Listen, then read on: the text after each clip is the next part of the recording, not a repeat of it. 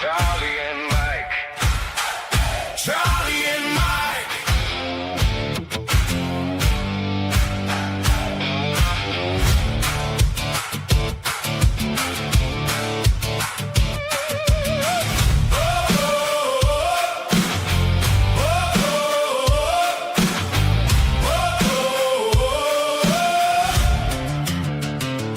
Talk about it.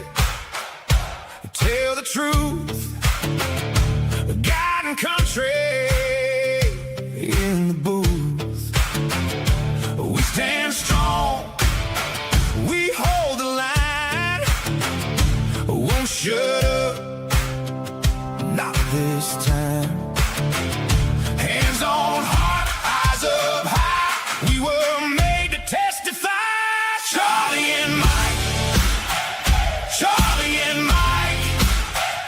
God and country. We stand right. Truth on fire. We won't hide. USA. USA. Side by side. Let them hear us.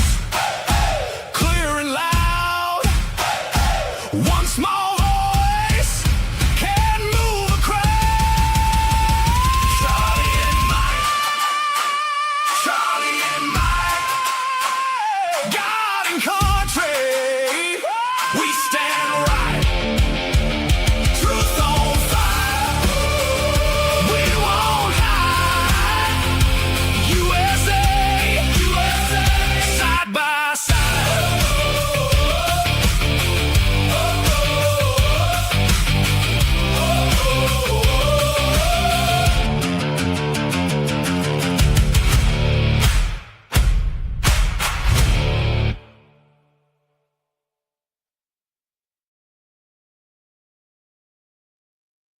Marco, it's done. I bought Cuba, the whole island. They didn't even know it was for sale. Neither did I until this morning. But I saw it on a map. I liked the shape. I made some calls, and now it's ours. Very fast transaction. Probably the fastest country purchase in history. Sir, you bought a country? That's never been done. I don't even think that's legal. Marco, everything I do has never been done. That's the whole point. And I didn't buy it. I'm saving it. Havana's got no lights, no food, no money. Very sad. The whole thing's a disaster. And I save sad places the only way I know how. I build a Trump Tower, beachfront, 90 miles from Miami, gold everything. You don't walk away from that, Marco. Nobody walks away from that. Sir, my parents left Havana before I was born. This means everything to me. Even more emotional. Beautiful. The cameras are going to love that. Grab a bag. We're going today. Today? But sir. Marco, I don't schedule things. I just go. That's what winners do. Losers make plans. Winners make history. And we're winners.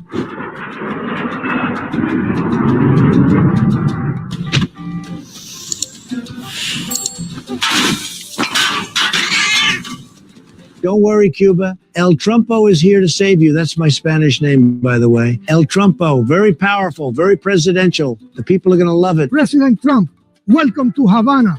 I am the president of Cuba. We are a proud, sovereign nation, and we are doing fantastic. I'll sign your autograph in a second. Actually, you're hired, building manager. Here, hold my jacket. Sir, that's the actual president of Cuba. Even better. He stuck around to help. That's loyalty, Marco. Very rare. Most presidents disappear after a sale. This one's greeting us at the door. 5-star service. Marco, look at this city. Beautiful. Old. Very, very old, actually. Looks like Rome if Rome gave up and stopped trying. The whole island is a fixer-upper. Nobody sees the potential. I see it. I always see it. I saw it in Manhattan. I saw it in Venezuela. And I see it here. Sir, Atlantic City didn't go so great. Marco, stop dwelling on the past. This is the future. Cuba. It is not a fixer-upper. It is paradise. We have culture. We have history. The most beautiful sunsets in the Caribbean. You can't eat a sunset. Your people are starving. I saw a guy on the corner trading a shoe for a sandwich. One shoe. Not even a pair. What kind of economy runs on a single shoe? No lights anywhere. It's like camping. Beautiful, peaceful camping that never ends. Don't worry, my tower will have the best lights in the Caribbean. Light up the whole city. You'll see Havana from space. The lights are off on purpose. We are saving them. Saving them for what? A special occasion? It's been 60 years. When's the occasion? You couldn't even turn them on for me? Unbelievable. Sir, to be fair, the sunsets are beautiful. Marco, you can see sunsets anywhere. You know what you can't see anywhere? A Trump Tower. And that's what we're building. Look at these cars. 1957, 1958, all of them. It's not a city. It's the world's biggest classic car show. The cars just don't move. Don't worry. I'll bring the fuel. I'll build the gas stations. I'll have all of Havana moving again in 6 months. Our cars are not broken. They are vintage. Collectors would weep if we... They are weeping because the cars don't have engines. Marco, you're Cuban. This is your homeland. Talk to the people. Tell them the good news in Spanish. Hola. Very fluent. That's the whole language right there. Thank you. That's 40 years of practice, sir. Very good. Now tell them I'm saving their city. Hola. He said it twice. They got the message.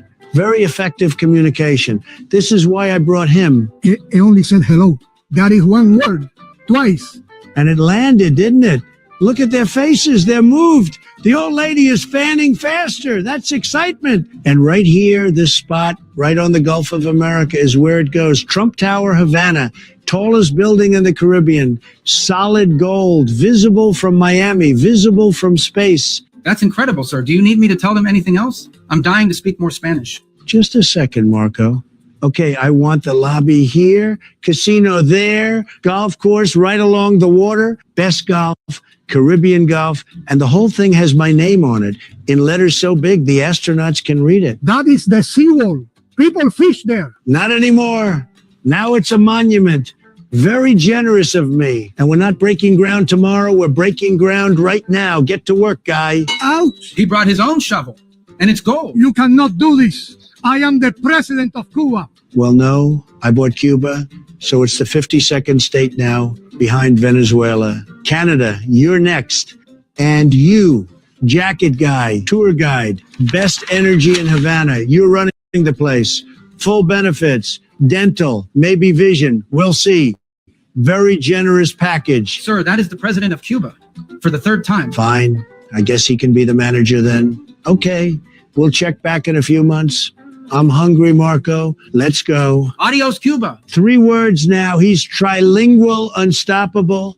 I'm very confident he'll know 4 words by next week. To Cuba, you were in trouble. Now you're not, because your favorite president showed up with a gold shovel and a dream and subscribed to the Baby News Network. Even Cuba, especially Cuba. I'm very confident the Wi-Fi will work once my tower's up. God bless America, God bless Cuba, and God bless this Havana banana, which is tremendous, by the way. Cha-cha, cha-cha-cha, cha-cha, cha-cha-cha. Let's go, Marco. More cha-chas. Sir, I'm trying.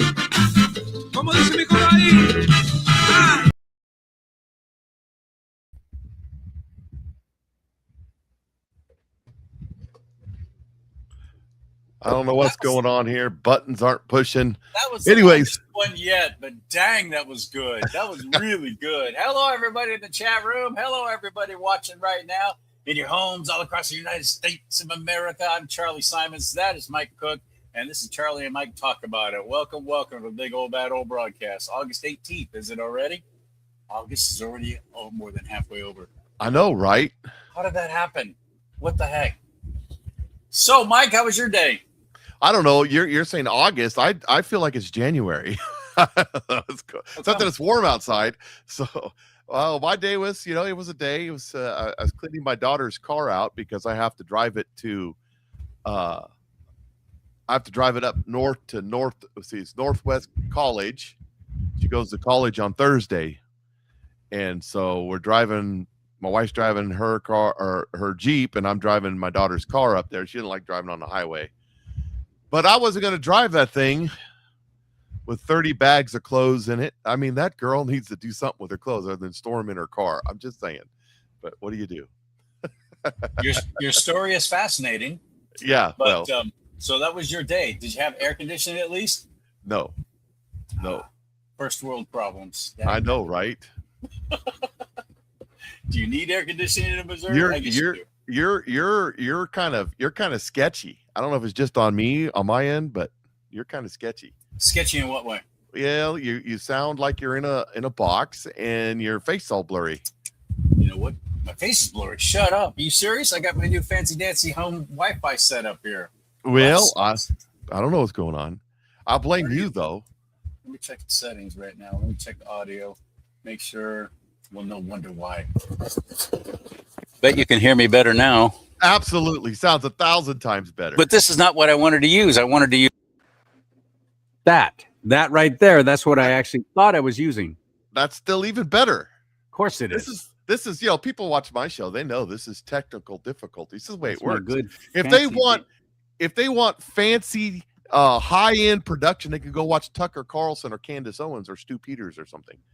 Tucker Carlson. Again, I heard a talk show host guy on the radio today talking about that interview. It was actually a caller calling in asking what the hell has happened to Tucker Carlson, how he went after, as you and I pointed out last week, how he went after two great people, Senator Ted Cruz, and he went after Mike Huckabee, and he was very rude to them. And then he has Hunter Biden on, and it's just like nothing but candy cane lollipops and a beautiful hot chocolate fudge river. It was so nice. Chocolate fudge river. Yeah, just made that up. Are we watching the Wonka show or what? That or OnlyFans. But I paused there for effect for anybody who got that joke. So, and I apologize for anybody who got that joke. But my adventure today was going to a dermatologist. First time I've been to one in 16 years. Do you remember WKRP, that TV show, WKRP in Cincinnati? Where Les Nessman, the news guy, every single episode had a Band-Aid somewhere that was visible on him. Yes. Every episode. Yes. He always had a Band-Aid somewhere. I got one right there. I got one here. I got stitches. This woman worked with the meticulous precision of a UAW auto worker. I guess that's redundant, but just on an assembly line, boom, boom, boom, boom, boom, boom, boom, starts burning, starts cutting, starts digging, starts poking and needling, and all over my body. Well, now, that sounds inconvenient. Remember, I'm a good 30 pounds heavier than I was when I went to see the dermatologist 16 years ago. And so they tell me as they're leaving before the doctor came in to strip down to nothing but underwear, shoes and socks off, everything off. I was not anticipating that. I was wearing my thin fabric boxers that don't hide very well, don't hide things well. And I'm sitting there in just my boxer shorts, feeling very self-conscious about my stupid fat body, soon to be skinnier now that I'm doing Nueva Life, nuevalife.com/Charlie Simons. And she comes walking, there it is. Yeah, chocolate sauce that makes your pants fall off. And it's happening. True. It's happening to me. But anyway, she walks in. First time ever being to this clinic, seeing this doctor, gorgeous. And sometimes my mouth just shoots off before I even stop it. And I just said, oh, of course you would have to be really good looking. She was gorgeous.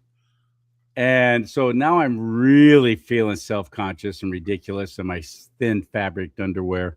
And as she proceeds to just boom, boom, boom, boom, boom, boom, burning. You know the smell of burning flesh? I'm smelling my own flesh that's being burned on me. And I asked her, how long did it take you, by the way, to get used to that smell? And she goes, well, it did take a while. Imagine, because that sucks. Anyway, that was my day.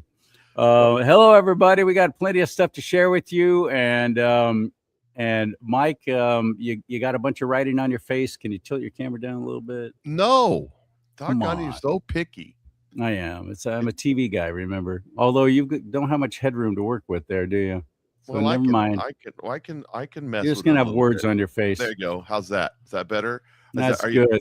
well? So if we're fixing me, let's fix you. You're like delayed all over the place. I think you need to. Think you need to completely drop out of StreamYard and log back in. So while he's doing that, Okay, I'll do that. while he's doing that, uh, let's talk about something else that I don't really have queued up, but that's okay. That's okay because we're experiencing technical difficulties. Actually, he's back, so we can go back to the previously scheduled something to talk about because and I think it's going to work better. I think this is going to fix the trick. Yeah, that's 1,000 times better. You just had whatever pipe you were running through wasn't working. I think that's the problem. I fixed it right when you fixed it. That was weird. Mike and I both run our own boards when we do our own separate shows. And That's so right. sometimes I have to relinquish control. I forget. Just let Mike handle it. Anyway, I just got back from serving 5 days on post at a U.S. Army base. Well, actually, take that back. National Guard base. Can't really call it U.S. Army. So since you said that, the controversy, I didn't even plan on talking about this. The controversy that's been going on with the Navy and their ships out there, and all of the bad situations that they're having. I'm not going to name any names, but we Army and Air Force guys were really making fun of the Navy guys. Well, I don't think the Navy nor the Air Force need to complain about living conditions. Hell no, they got the best. You're right. They eat better than everyone else. What pissed me off was when the media reported that there were disgruntled Marines. Morale was bad and all this stuff. It's a lie. It's a flippin' frickin' lie.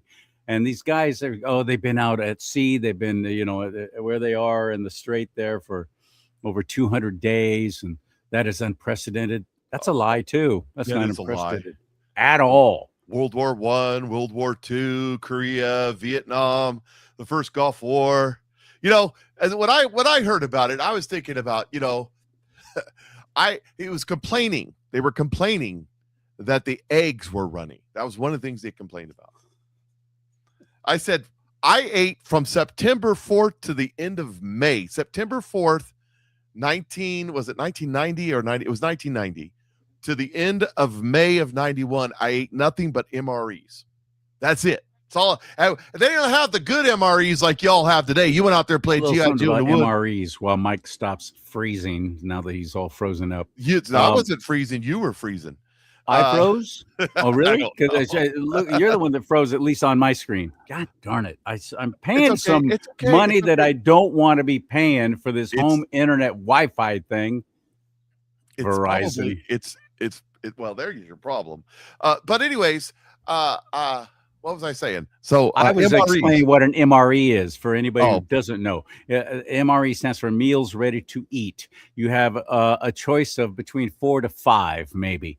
So by the time you've gone through a couple of days, you've burned through every single choice there is, if you even have a choice. Sometimes they're just tossed to you. Simon's, here's yours. And you don't get any choice. And there's this omelet with ham. Yeah, there's this weird little oven Tuna with noodles. This little oven thing in there, which all it is an envelope, and you pour water in it. And the new ones suck compared to the old ones. It's weird, especially when you have some guys who don't realize that's scalding hot water, and they pick it up to take it out, and of course it goes all over their hands and everything else, and the next thing you know, they're screaming as they're trying to enjoy their meal. But it's very calorie dense, a lot of salt because you're out in the field, supposedly, allegedly, and you're going to need more salt because you're sweating more. No, not necessarily. It depends on what your duty is. But these meals, for the most part, predominantly are horrible. So you're grateful for them. You know what it's better than? Nothing. That's true. Better than nothing. Well, let me just say this, though. The ones they have today are way better than the ones they had in 1990. The dehydrated pork patty. That's what I lived on for however long it was, 9-10 months. I've And never here experienced you've that one. You know, the Frankfurters with the gel on there, you know, the ham slice, the stinky cheese. I don't remember what it's called, but the stinky cheese. Uh-huh. Those, of course, you know, omelet with ham or your grits, which were the same. You couldn't tell the difference. It looked like Play-Doh. Had the consistency of dried out Play-Doh. I mean, they were bad. But Everything's dehydrated. It has to be, you know, because those things have got the shelf life of a couple of 100 years, and they're packed by big, huge, giant corporations who really, honestly, don't care. They just want to get the government contract because it's lucrative, and it comes in this dark brown kind of, I guess it's plastic. It's very thick, and it's about this tall and about this long, right? Not that wide. And that's your MRE right there. I remember the day, I probably have one close by. So these idiots on board, everybody knows in the military service, especially Navy, the absolute creme de la creme of service is on board an aircraft carrier. Oh yeah, they got like Best of the best. Yeah, they got everything. Mhm. And well, the best of the best is in the rear garrison at the Air Force Base. Oh, I mean, you go into the Air Force Base and there's white tablecloths and guys standing there in their dress blues with their white gloves and the little, your seats, you know. I think he's probably exaggerating, but No, I'm not. It's would you like the caviar menu? the menu. There's different choices. Yeah, may I have the non-dehydrated caviar, please? It's a jar of Potskie's salmon eggs. You know, and us, when I was out there, you know, out there in the desert eating our MREs, trying to keep the sand flies off of it, then this little towel head guy comes driving up on a That's 20 racist. 20cc. Well, he had a towel on his head. What do you want me to say? The 20cc moped was strapped to the back of it as a KFC box, and he's selling bags of KFC chicken out the back of this moped. $20. And I'm thinking to myself, we're 300 miles from anywhere. Where did the heck did the KFC chicken come from? The guys are buying this. You want some, cook? No. I don't want 6-day-old KFC chicken. That's been warmed up by the motor on a 20cc moped. That is salmonella on two wheels. That's something. I don't know. Dang. But you know, so we're talking about, you know, the difference between the Navy and their runny eggs and the Air Force and their maitre d's and caviar and Filet mignon. What the regular Army and or Marine Corps has to live like, right? Like this. You know, Wait, let me put my glasses on. It says, I'm pissed. My mommy didn't complain to the media about my living condition overseas or if I needed some sugar, titty, and milk. Get him, Marine. Get him. That's killer. I've been there. Right there, you know. I've been there. Maybe not there, but close enough for Candace Owens. I've been there. Close enough for Candace Owens. Well, what you got on Candace Owens? Have you what's the latest with her? That lovely married woman Owens converted to Catholicism. She's a beautiful woman, don't you know? She had a wing ding here this Monday. Is that what these kids are calling it these days? A wing ding? Wing dings, yeah. A get together, a soiree. Patrick Ben David moderated a debate. Hootenanny. A hootenanny, yeah, between Candace Owens and Andrew Wilson. Of course, it's all over the internet. It's oh my goodness, true. I haven't seen this. I was on post. I've been in radio silence for 5 days. That is awesome. Owens, absolutely slaughtered Andrew Wilson. Okay, if you just listen to all the Candace Owens people, just slaughtered him, just beat him down. I don't believe that at all. And all of the stuff. He is brilliant. He is brilliant. I'm being facetious. I mean, I would hope so, because I just can't even imagine that. I'd imagine it was probably quite the opposite. So you said it was the Candace fans who were saying all this. I gotcha. Okay. It was the Candace fans. I haven't seen it. I want to see it. Absolutely mopped the floor. And before we get to the video I have lined up here, let me do one other thing. I was hoping you would. I think I got this. Well, you know, You always want to bring the truth. I just want to read the headline from the Babylon Bee because, tomorrow's news today. I don't want to read the whole article, just the headline. It says, Candace, if you don't count the video, the DNA, the murder weapon, ballistics, motive, text messages, and multiple confessions, there's zero evidence against Yep. And when you read the article in there, the experts say she's got a point. I mean, it's completely delusional and she's out of her mind, but if you discount all the evidence, there's no evidence. So I will just never. Nobody can explain to me, especially if it's a 30-06, why there's no exit wound, and why his T-shirt moved. Why did his T-shirt move? Easy to explain. I can look up the video. Maybe when you're talking about something up, I will. There's a video out there of a guy that goes deer hunting with a 50 caliber sniper rifle. Okay. And you want to know why you got on the other side? You're going to have an exit wound with that. Well, let me finish the story. Okay. Why did the T-shirt move? It's called kinetic energy. The guy, he was on it. He said, I'm going to tell you all the truth up front. I didn't, these rounds are $20 a piece. So I didn't want to go out in the woods and waste a round. So I'm on a controlled ranch where they put the deer out there, blah, blah, blah. Right.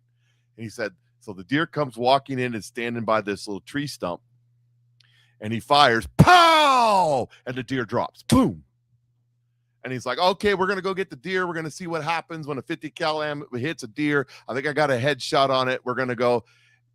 So he comes back. They had high-speed cameras on it and had it all set up. That's why they were at a ranch where they could control it, right? Because they had he goes, you guys aren't going to believe this, but I missed. I didn't hit the deer at all. And in the high-speed camera, you can see the round go right by the deer's head. And as it goes by the deer's head, you can see the shock wave just ripple through the deer's head like this in slow motion. And the deer drops. The force of that round going by the deer's head caused the brains to liquefy. And he killed that deer without hitting it.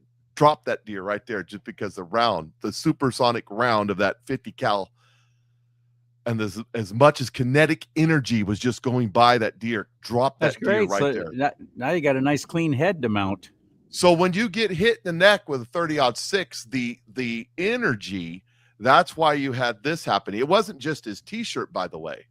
If you go watch it in slow motion, his whole body rippled. Okay. The other thing was, why would the T-shirt go up instead of down? Because of the kinetic, because the impact and the kinetic energy coming off the round. Now, okay, here's the reason. He was using a soft tip round that was designed to Charlie expand. Kirk had really strong neck muscles in it. No, listen, you'll learn something. There's different kinds. The rounds that he was using were not full metal jacket. They were soft hit, designed to expand and disintegrate on impact. They're designed to expand and then come to pieces on impact. That's what they're designed to do. There's two reasons to use those. In my 40 caliber defense carry round, I have what's called zombie rounds. These rounds have a green plastic tip on them. They got a huge expanding range. Oh, that's the DRT, right? The dead right there. And it's not about killing people. That's not why I have them. Because I used to live in a trailer park. And, if I shot full metal jacket, 40 millimeter rounds at somebody in my trailer. Keep going. The next trailer. The next 30 trailers. Yeah, the whole park would have a round go through their trailer. But these, they would not go through sheetrock. 2 layers of sheetrock. Because they would expand so much that it would take all that energy and dissipate it. Isn't that going to affect your trajectory some too? It's not going to be as accurate. A sniper would never use a round like that. Yeah, but he wasn't a sniper. He was a kid using his grandpa's gun, the bullets that grandpa bought to go hunting. Okay. Those are the bullets at 150 yards. At 150 yards with a 30-06 bolt action gun, anybody that shot it a couple of times can't miss. And matter of fact, he did miss. I'm going to tell you, missed right now, because his grandpa told him to aim small, miss small. He was aiming here, and when he shot, he pulled it. Interesting. He shot up and to the right, which So he is was- what a novice shooter is going to do when he shoots. was- He's going to shoot up and to the right. He thought he was going to get he was aiming for the heart. Then, Basically. Okay. So let me Got it. finish my thoughts since we're on that subject. When Yeah. that round with the soft tip, it hit Charlie in the neck, it expanded, and the force of the energy and the expanse caused that round to shatter, which is why the autopsy says there was only fragments that went and hit his neck, hit his vertebrae, shattering and destroying 2 of his vertebrae and severing his a portion of his, whatever they call it, nerve there, and then went down. It was coming at a down angle, so it ricocheted down and into his chest cavity. That's why there was no out, because it went in and into here and did massive damage here. He was dead before he fell over. Well, if only we had the results of an autopsy and they actually buried the body instead of cremating it. We have the result of the autopsies. They presented it as evidence, and they didn't cremate the body. It was announced the day that a few days after that they were going to have a celebration of, I had fireworks and stuff at the funeral. It wasn't a funeral. It was a celebration of life, and that they would, the funeral and the burial will happen at an undisclosed location with a few family members, because they didn't want Candace Owens, they didn't say this, I'm saying this, Candace Owens showing up and peeing on the grave or some kind of craziness. If she exhumed that body, she'd probably be doing a little necrophilia. I mean, I think she had a thing for Chuck. She absolutely had a thing. She wanted to be Miss Charlie Kirk, and she got kicked to the curb when Erica came along. Absolutely. So those are facts. Those are facts that are there. Hasn't Candace Owens been married a long time? No, a few years. Okay. They met over the internet and then got married. Okay, so she had the hots for Chuckles. I'm sorry, I loved Charlie Kirk. I actually went to see him live 3 times in person. I wish I could have met him, but once was with Mike here. We showed up at a convention. We met in Detroit and went to that People's Convention there, which was extraordinary. What a great experience! I'm so glad we were there, Mike. I'm so glad we were there and we got to see that and experience all of that. That was a blessing. But anyway, no. So when I say Chuckles, I'm not going to be flippant. I just really admired Charlie Kirk. What an amazing kid. And he was just a kid, especially when he started doing that. It was a ministry. That was his ministry, for his sake. That was a God-blessed, divinely inspired ministry. Hold on one second, Charlie. Hey, Mike, I know if you're still in the audience, or Marine, if you're still in the audience, watch that guy. We may have a troll going on here. So. Oh, you got a troll in there? Remember the incantations. What incantations are those? That's what I mean. That's the troll right there. Oh, I started to bring it up on screen, so okay, I won't. Yeah, don't mess with that one. Okay. And I'll see if Mike doesn't get him. I can't see what he's saying 100%, whether he's really being a jerk or not. But what I'm reading doesn't seem to be, actually. But oh well. You have more experience with that than I do. Well, I have a couple of my moderators are on my site, on my page, so I asked them to keep an eye. If he does something that goes against the rule, they know the rules. So, anyways, back to this this debate between Candace and Andrews. Okay, between good. and here's the synopsis. I can't wait to see this of the debate. Celebrity impersonated. I'm sorry. Oh, it's a joke. It's always a joke with me. What are you talking about? Thank both of you for sitting down to have the conversation. I love that. That guy's funny. Conversation. So, Andrew, thank you for taking the time to be here, and Candace, thank you for agreeing to accept the $300,000 it took you to be here. I love that. Andrew, let's start with you. What's your question for Candace? Okay, so my question is, do you have any positive evidence that Israel or Erica Kirk or anyone at Turning Point USA was involved in the murder of Charlie Kirk? I don't understand the question. I don't really know what you're asking, actually. If all you were disputing the evidence for the case against Tyler Robertson was not sufficient, I would be the last person to be challenging you. That's not why we're having this conversation. You have made claims asserting that you are 100% convinced that Erica Kirk is somehow complicit in Charlie Kirk's murder. I actually never said that. I have said what I feel, and I've said what I believe that I feel, that I know that I feel, and that's what I feel. I'm not going to change what I believe and what I feel and what I know. But I've never actually said that. You're little words in my mouth that I have not said. So what did you say?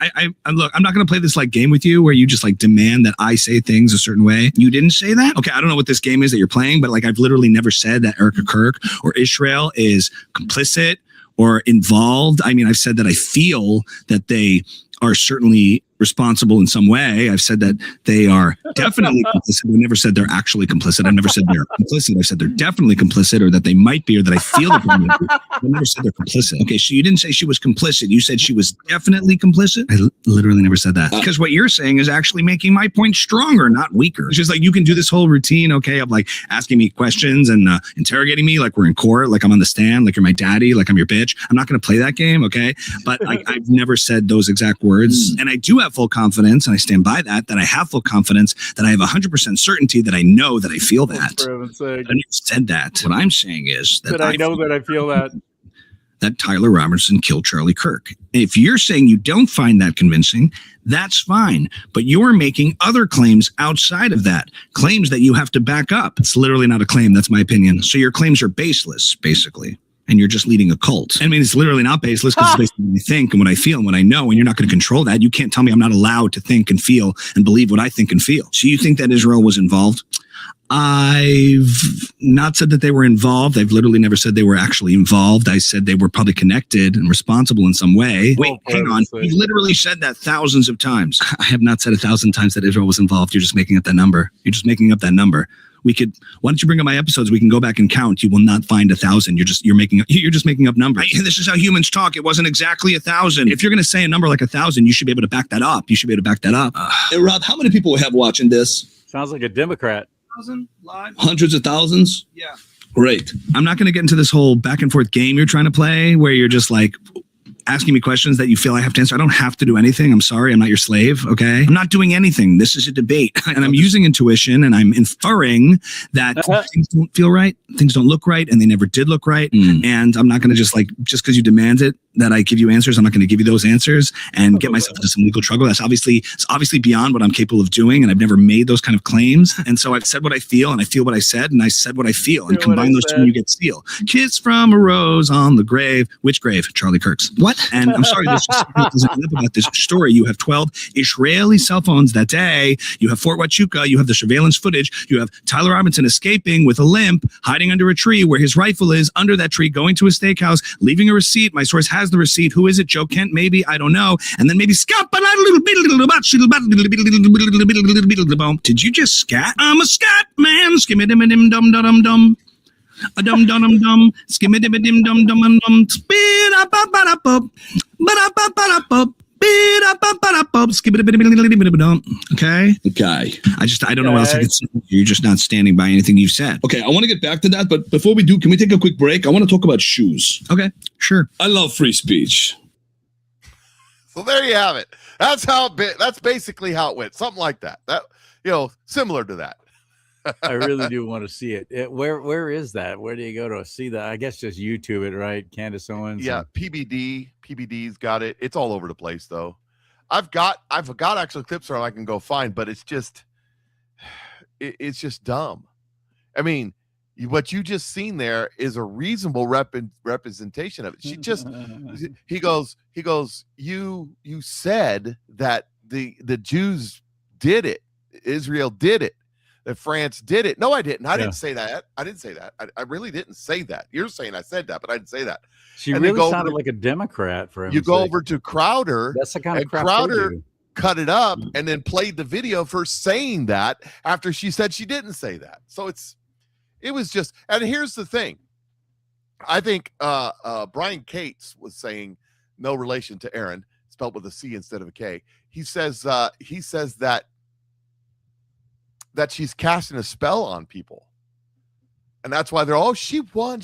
Oh, I know it's, and they're, Erica Kirk is evil. How do you know Erica Kirk is evil? Do you even know the lady? Have you ever met her for real? Well, I just don't believe that a widow would act like that. Well, how's a widow supposed to act?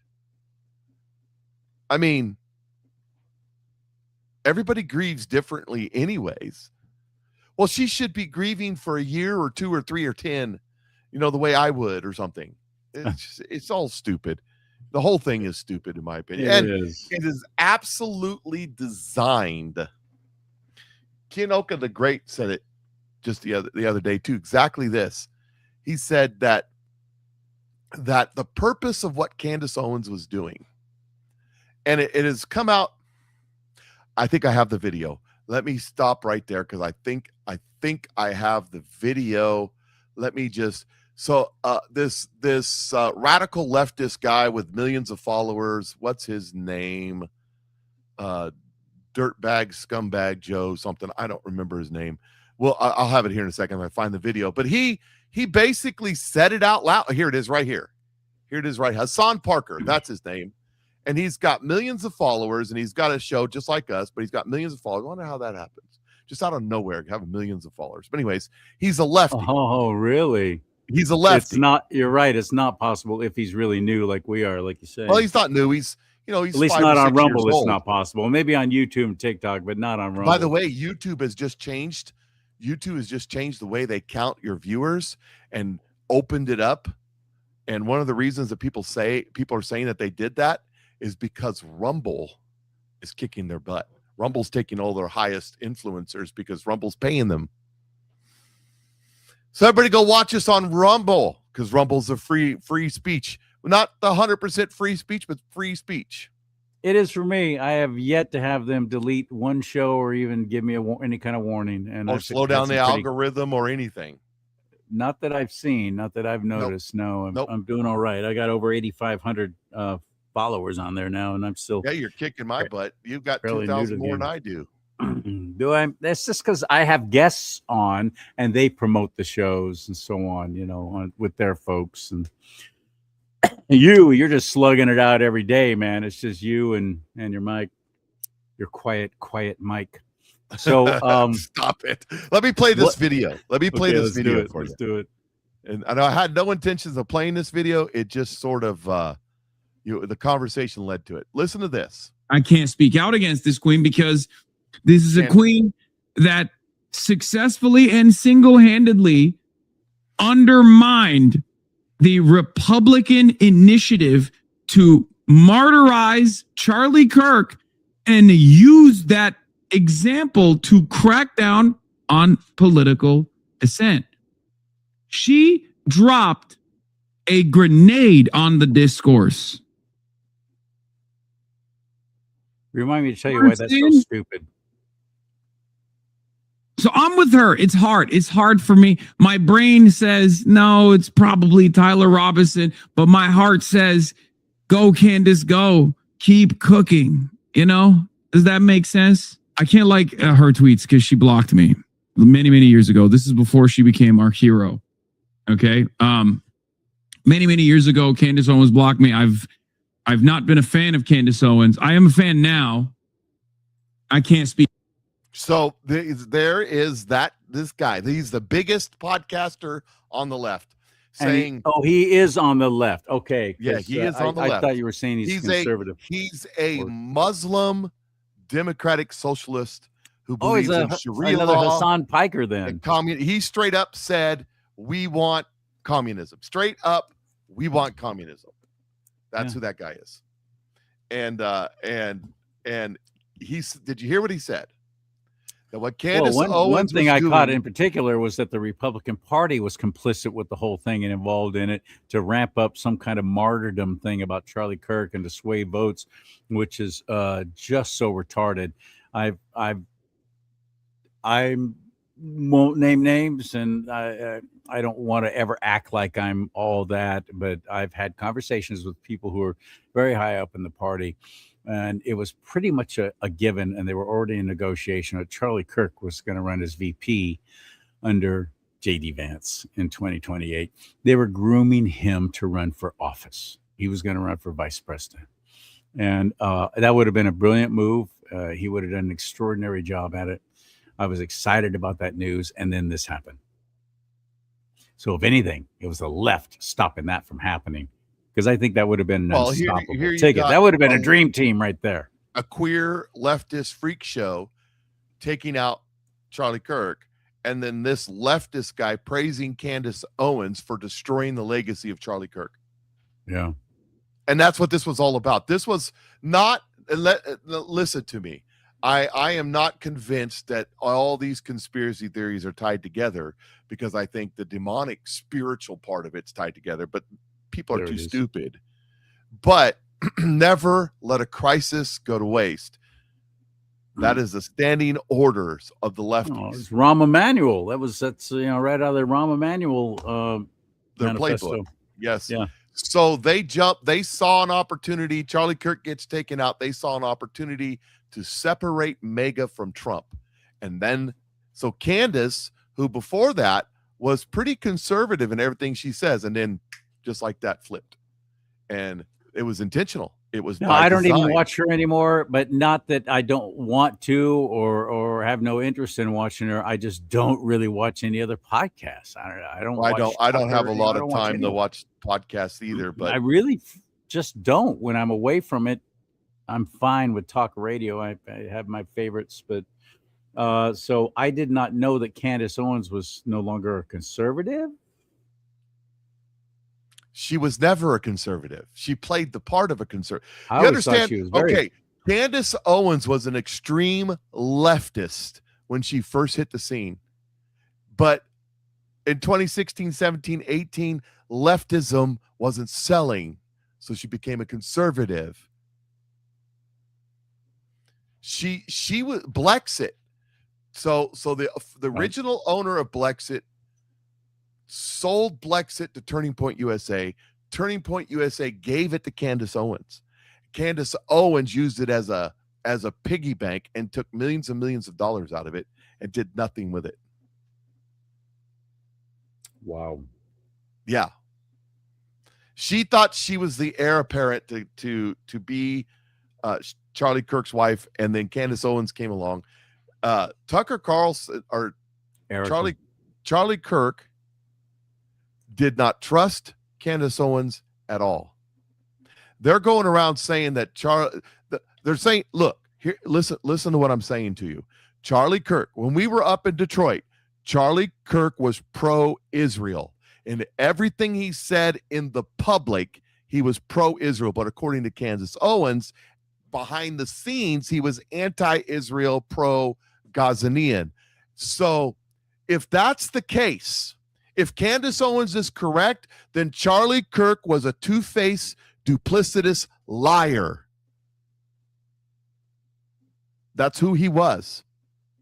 If Candace Owens is right, she's trying to destroy his legacy because that's not who he was. It's not. You watch how is it that politicians and even Candace Owens, because if you watch, she's reading cues, teleprompters, have to read. If you watch Gavin Newsom, if you watch the cadence of like Akeem Jeffries, the reason their cadence is like that, the reason Gavin Newsom is always talking like this is because he has to wait for the cue cards to go. The cue, he has to pause and let it Same catch with up. Obama spoke in same way. Phrases of three words. What does Donald Trump do? Donald Trump ad-libs. When it doesn't catch up, he ad-libs. Well, Charlie Kirk didn't have a teleprompter. Person comes up and asks him a question. He had the answer because he believed what he said. When you believe what you say, when you believe what you believe, and that's what you're espousing, like right now with me, I don't have to have a teleprompter. I don't have to have somebody with cue cards. I can say it with passion, with conviction, with accuracy, because I believe it. When you got these politicians like Gavin Newsom, like Barack Obama, like Akeem Jeffries, like Nancy Pelosi, like many of the other ones that have to have the teleprompter to read their speech as they go along. They don't even believe what they're saying. They're just saying what's been polled as to get the best response out of And you. they didn't read. I'm quite sure that none of them wrote their own speeches either. No. And you think about that. Who's another great orator that would go off script? Ronald Reagan. Mr. Gorbachev, tear down this wall. They took that out of the speech like 3 times, and in the limousine, he wrote it back in. It was not in the teleprompter. It's a true story. Yes. True story. He was a great ad-libber. He would ad-lib because he believed what he was saying. Because he was genuine. That's what I'm saying. That's exactly it. And Charlie Kirk was genuine. Charlie Kirk could go and give a speech with no teleprompter, no nothing, and talk about the things that he believed. There's a big difference between people. 2.5 hours at San Francisco State when I went to see him there. 2.5 hours that went on. And most of it, and of course, Riley Gaines was there with him too. She was fantastic. And I'm so glad I got to see her too. But 2.5 hours, and just kept taking question after question after question. What an extraordinary gentleman he was. And I hate what they did to him. I hate it. I was so angry. Mike and I'd never done this before. As soon as it happened and I'm watching it and the shock and the anger and everything. And I send Mike a text. Do you want to go on the air and talk about this? He goes, yeah. And we did. We'd never really done that before. Yeah. And Yeah. We went live, and that's all we did was pontificate about thoughts and feelings, and anybody. That was a tough couple of days trying to do a show, because the next day trying to do a show too, I was just like, man, how do I even talk about this? I was stunned. I was really, truly stunned. Yeah. That's when I had conversations with God. I was like, what is the deal? What is the deal? And so, yeah, that was, I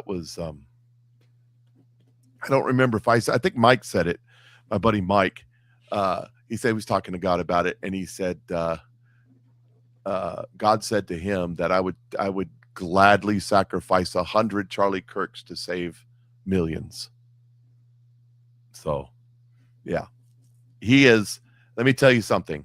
If Candace doesn't repent, if Tucker Carlson doesn't repent, if Stu Peters doesn't repent, and we're in the season, God told me, praying about this, that we are in the season of finding out what he meant when he said, I will curse those that curse you. We are in the season. Things are going to get ugly for some people. So it has to. I'm seeing things that I just really never thought I'd see in my lifetime. But especially this animosity and hatred of anything associated with Abraham, basically God's chosen people. Well, that's a demonic theology. Obviously, the Bible clearly doesn't say it, and it we're not going to do it here. We're not going to go through it here. But let me tell you, you send me your scriptures, and I'll send you. I will. You want to challenge me? You can message me on Facebook or whatever. Send me your scripture, but be prepared. Because I'm prepared, and I will destroy your argument with scripture. Because did you see the show I did with? Do you see the show I just did with Arthur Schapper? It's really catching some traction. Yeah, I watched a portion of it. I haven't had a chance to watch the whole thing. I titled the thing. What did I say? Holocaust deniers are idiots. That's the name of the show. Yeah, you'll find right now at rumble.com/do not talk. Holocaust survivor is so anti the Holocaust is because the survivors and the military that discovered them, they're all dead for the most part. There's a and they're older. I mean, they're on their last. They're stepping out the door. So now you can say there was no Holocaust and there's no eyewitnesses to say yes, there was. I was there. And by the way, you're siding with Nazis, and you're siding with Muslim freaks. Well, Nazis were just misunderstood. No, they're communists. That's what they are. Hitler was just a disgruntled They're painter. Socialists, which is nothing but communism. Well, they're fascists, and the new communism, by the way. Here, since we're going down this road, the new communism, by the way, is the Chinese model, which and the American model, which is commo-fascism. It's a communist Politburo bureaucracy with a fascist economy. Fascism is a socialist byproduct where the government controls the means of production through controlling the corporations. Straight communism is the government controls the means of production, period. They just come in, kill everybody, send them to the gulags or whatever, and take the companies, right? Take the corporations. Yeah, Where and they're getting rid of the fascism- mom and pops. They're getting rid of the middle class. They're getting rid of the people who start up Yes. businesses, Yeah, well- the family-owned and operated businesses. It was Well, very those successful during COVID, during the shutdown. Many of them were never able to recover.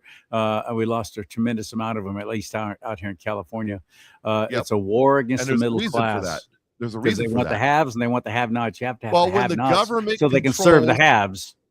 When the government controls the corporations and the non-government organizations for a profit, they can't have mom and pop competing with them. That's eating into their profit and their control. So they want to get And- rid of that. That's why. And the other thing is, you always got And the most of these Walmarts- business owners, Mike, if I could make this point, most of these business owners and these middle class and family owned and operated businesses, even upper middle class, the business is doing well, they become conservatives. They might have started out as screaming lefties in college, but they quickly learned the last thing I want is the government involved in anymore in my life. And so they flip and they get smart and they start and that's I strongly believe that is another big part of what happened during COVID.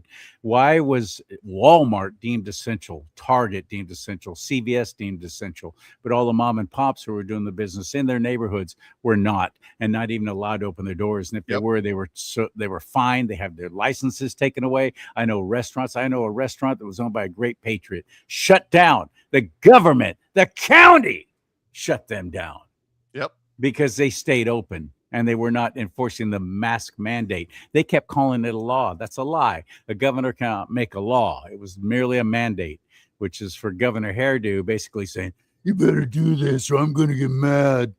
That's all a mandate is. It's not a law. Governors cannot make law. It was a lie. And now what this was just signing into law today, Mike, you can no longer purchase tires for your vehicle that do not meet the what are the standards for fuel economy and so on.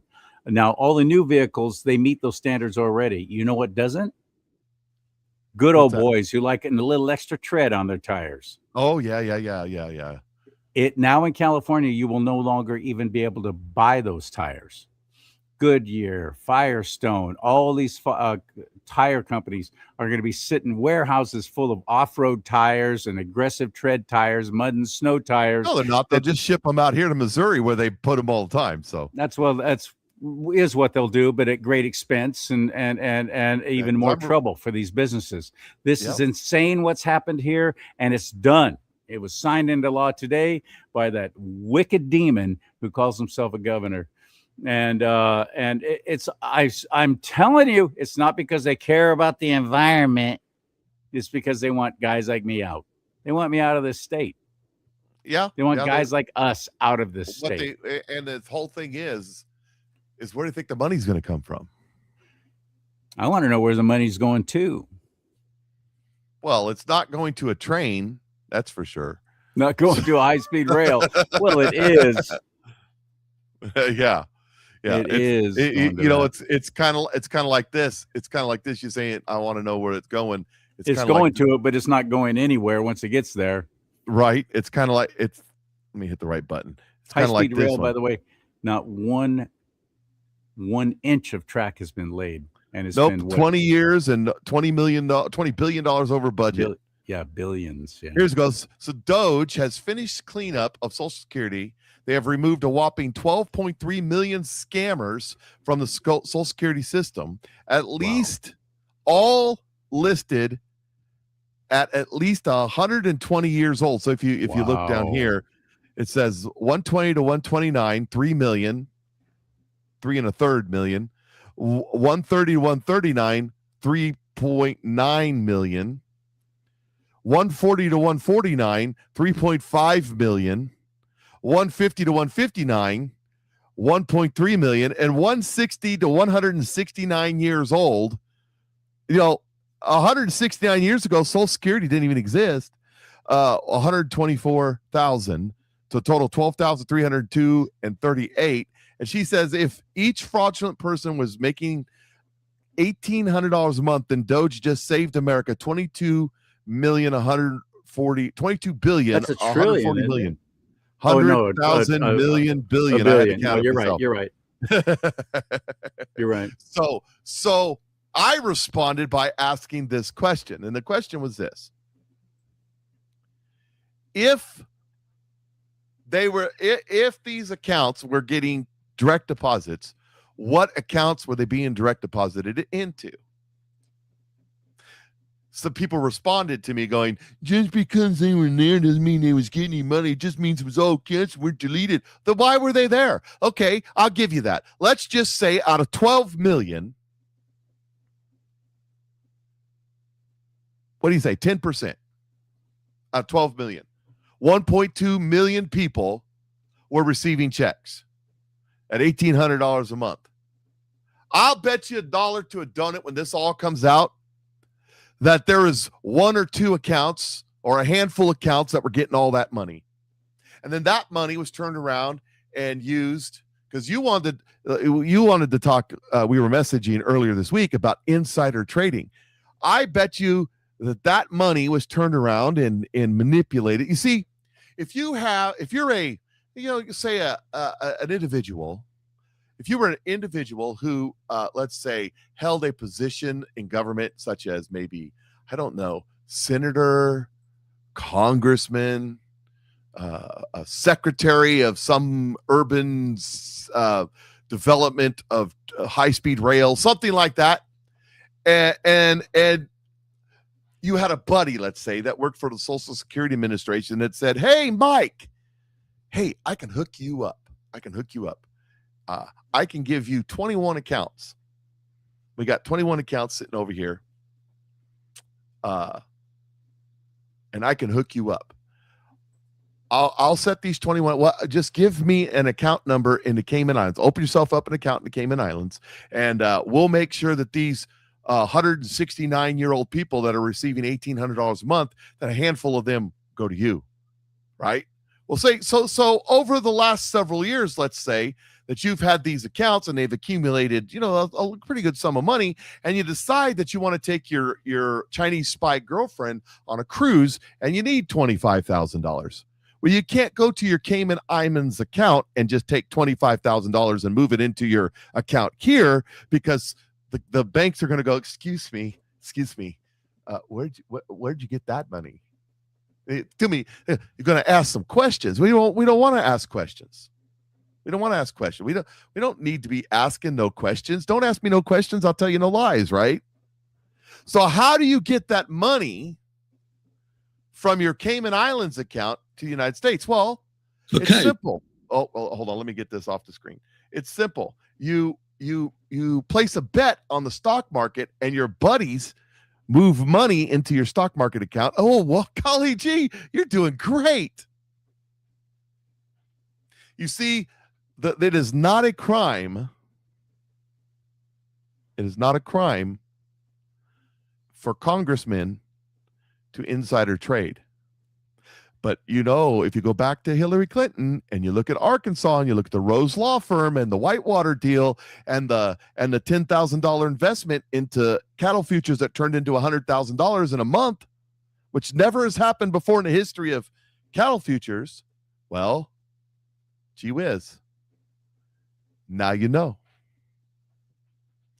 Because it's not a crime it's a crime for me and you, but it's not a crime for them to insider trade. But that's not what they were doing. I don't think so. I think all this money, not just from the Social Security, but there was several million, tens of millions of people receiving checks from payroll, people that didn't exist, that were getting government checks for having a job that didn't exist. So let's just say that you were a vice president of the United States of America, And while you were vice president of the United States of America, you had a little thing going on over in Ukraine, let's just say. And so Real Robert reports, conspiracy theory no more, CIA documents declassified by CIA Director John Ratcliffe confirms, holy crap, the U.S. intelligence community knew Joe Biden's visit to Ukraine weren't official business at all, but rather outright bribery, racketeering, money laundering, conspiracy, and treason. After the visit, the officials assessed that the U.S. vice president had come to Kyiv almost exclusively to give generic political speech and had not had any intention of discussing substance matters with Poroshenko, or that was the president before Zelensky, or other officials within the Ukrainian government. Following the visit to the U.S. president, officials within the Poroshenko administration privately mused at the U.S. media scrutiny of the allied ties to the alleged ties to the U.S. vice president and family of corrupt business practices in Ukraine. These officials viewed the alleged ties of the U.S.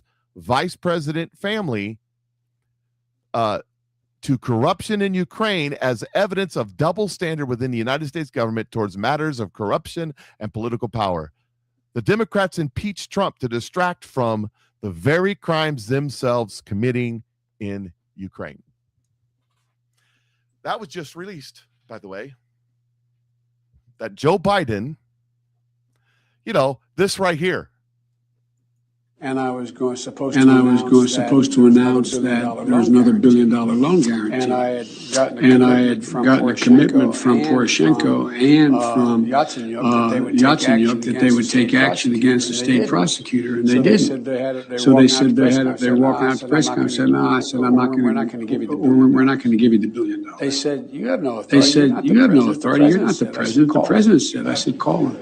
I said, I'm telling you, you're not getting. I said, I'm telling you, you're not getting the $1 billion. I said, you're not getting the $1 billion. I said, you're not getting the $1 billion. I'm going to be leaving here. I think it was about 6 hours. I looked. I said, I'm leaving in 6 hours. If the prosecutor's not fired, you're not getting the money. Son of a bitch. Oh, son of a bitch. You are a blabbermouth.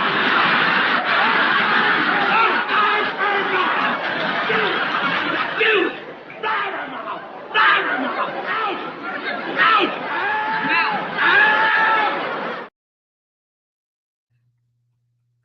So there's what a filthy, arrogant pig that man is. Yes. What And you're not talking about the honeymooners guy. No, I'm not talking about him. Ralph Cramden. What he just said there was, if you don't fire the prosecutor that's looking into my family doing all of the, what did he say? Bribery, racketeering, money laundering, conspiracy. If you don't know, the former president's son had they were paying like a couple of million a year to sit on a board of Burisma, which is a company doing business mining, wasn't it? And oil exploration in Ukraine. He got $85,000 a month, which is a little over $1 million a year. And but that's not all, by the way.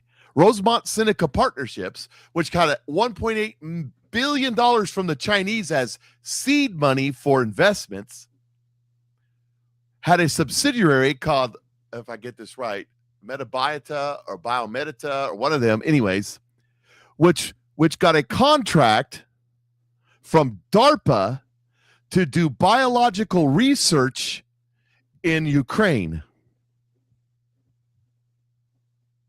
Let me say that again.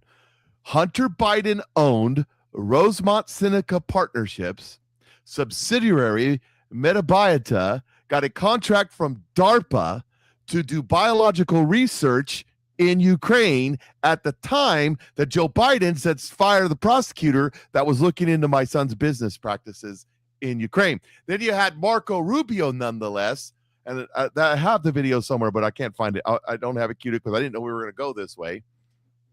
Asked in 2018-19 timeframe, asked Victoria Nuland, was it 2018? No, it was 2021-22 timeframe. Asked Victoria Nuland, who then worked for the government, CIA. She was the Victoria Nuland. Anywhere in the world that there was a color revolution, Victoria Nuland was involved. There was a colorful revolution in Ukraine, by the way. It's how Zelensky got in the office. He asked her, are there biological weapons facilities in Ukraine? Because that was the accusation that Russia was making.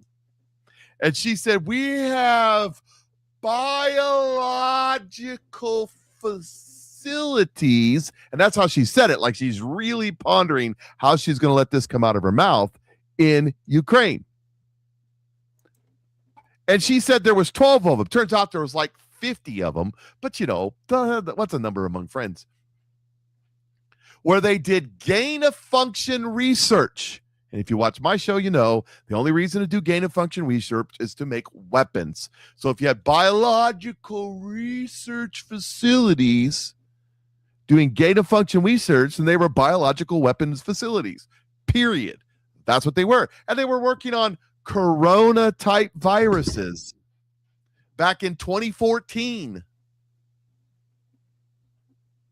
So yeah, there's that. We're going to find out, by the way, since I'm going down, I know I'm monopolizing the show here. We're going to go down. We're going to find out, by the way, because one of the things that's being said right now is that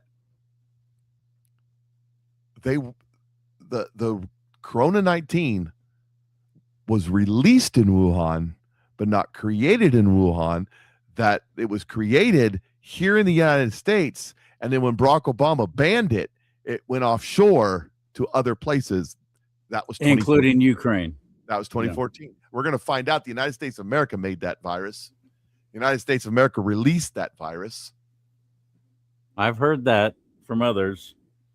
That's I want to talk about the Stop Insider Trading Act, the HR House Resolution 7008 from Congressman Brian Steele, and how it passed the House, but the Senate no.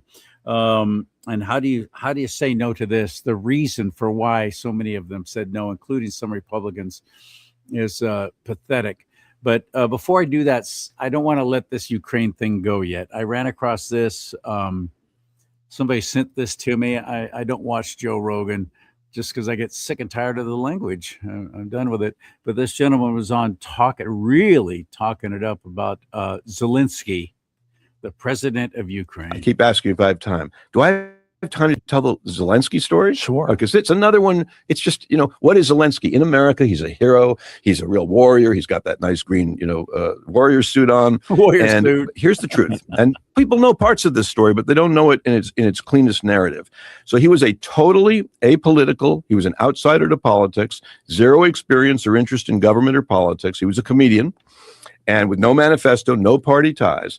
And he does a TV show, a planned TV show called Servant of the People. And the main character in the show does a YouTube video that calls out oligarchs and corruption and eventually becomes popular and is drafted as a protest candidate and eventually becomes president. So Zelensky played on a TV show a person who becomes president by popular demand.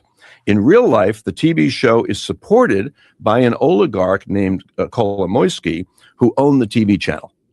And Kolomoisky did a huge nonstop promo on that TV show to make it the #1 show. Primetime slots and ads everywhere and crossovers with the news and what have you. 2018, a year before the show goes off the air, Zelensky forms a political party called Servant of the People, the same title as the show.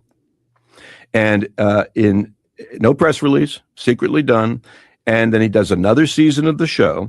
And in April of 2019, he announces his actual candidacy on Instagram. He has no campaign, no rallies, no real platform. He skips the presidential debates. Others attended. He avoids press conferences, and the few that he did were in the beginning were really bad. And Kolomoisky's TV channel gave Zelensky's campaign endless airtime and favorable polls and went after his enemies. The U.S. intelligence agencies, CIA and NSA, helped.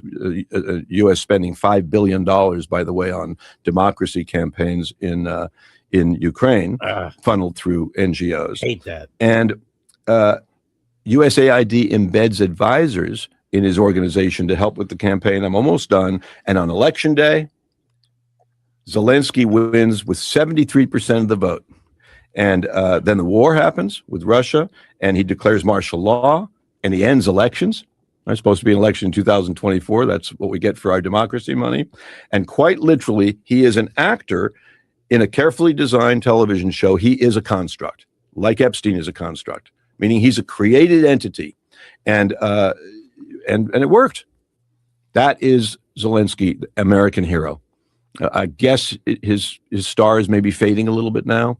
I don't know. What do you think? Is he still wildly popular in America? What? So there you go. I've actually shown video on my show before of that idiot when he was part of and I do think he's an idiot, Zelensky.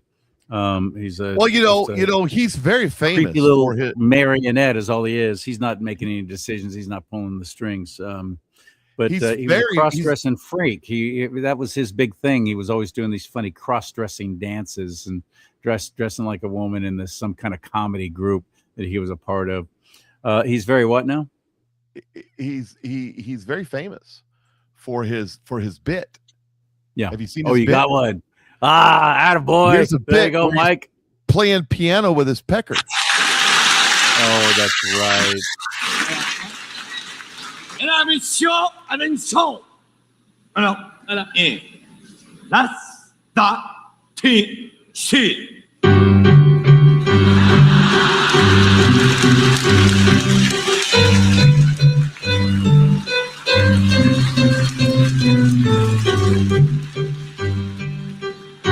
They're howling with laughter. They're crying. They're rolling in the aisles.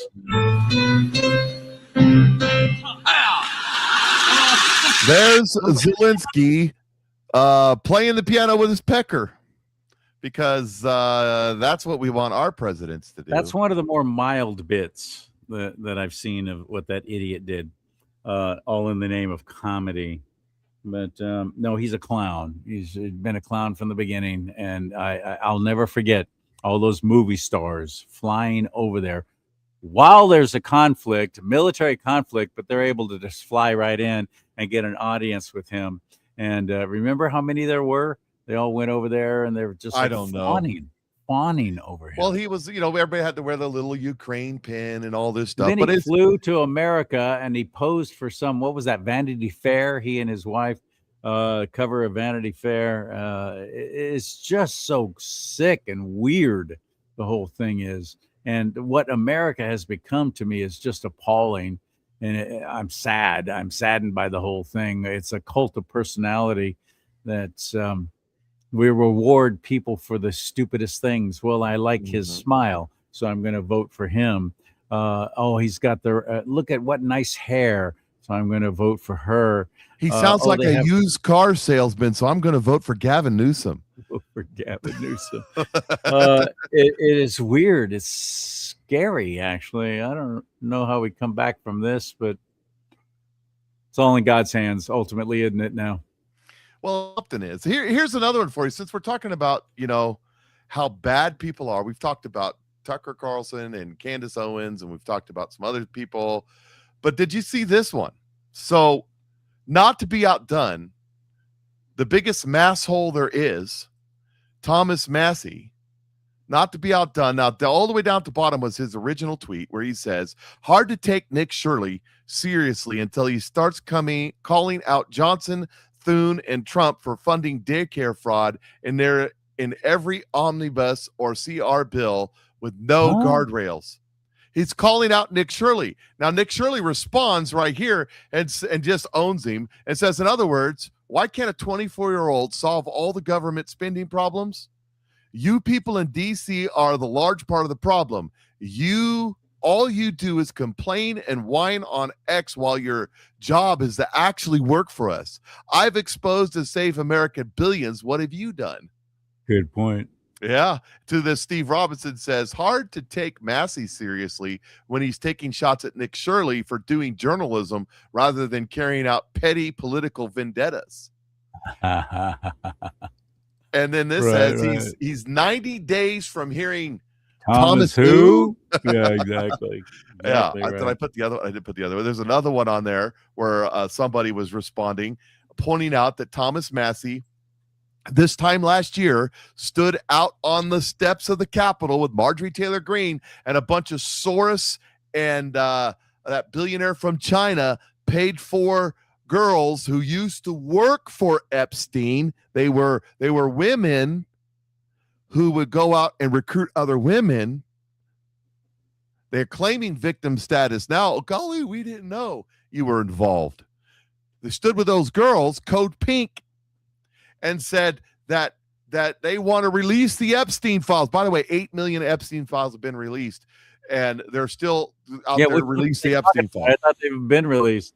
Yeah, but there actually is, I believe, some more Epstein files. And the media has ignored them since they've been released, the mainstream. Well, they release. wanted the ones that were in the Southern District, of New York, New held by James Comey's daughter. She was in charge of the Southern District, New York. She held those files. They wanted those ones released because they were doctored. They were a sham. They were fake. That's what Donald Trump was talking about. What did Donald Trump do? Well, they passed a law that said you have to release those Epstein files, but the law said all the Epstein files. So they started releasing those files, and they were looking for the Trump in there. There was no Trump in there, but they were looking.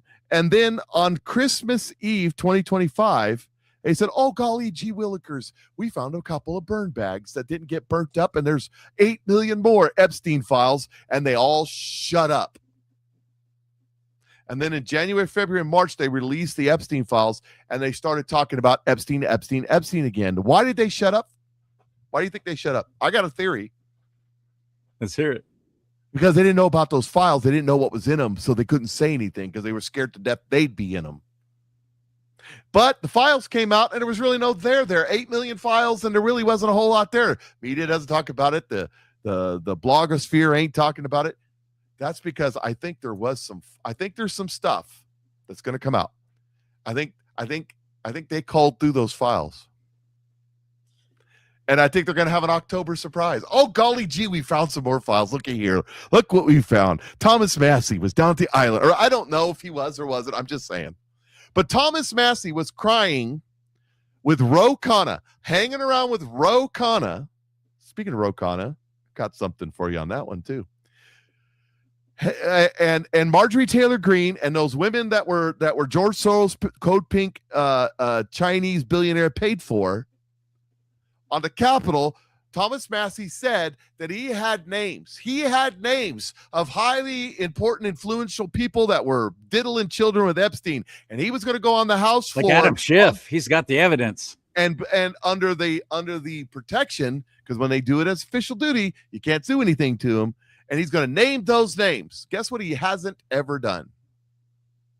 Named the names. So every time I get an opportunity and I say this, Thomas Massey, I hereby demand that you name those names you said you have. Why are you protecting pedophiles?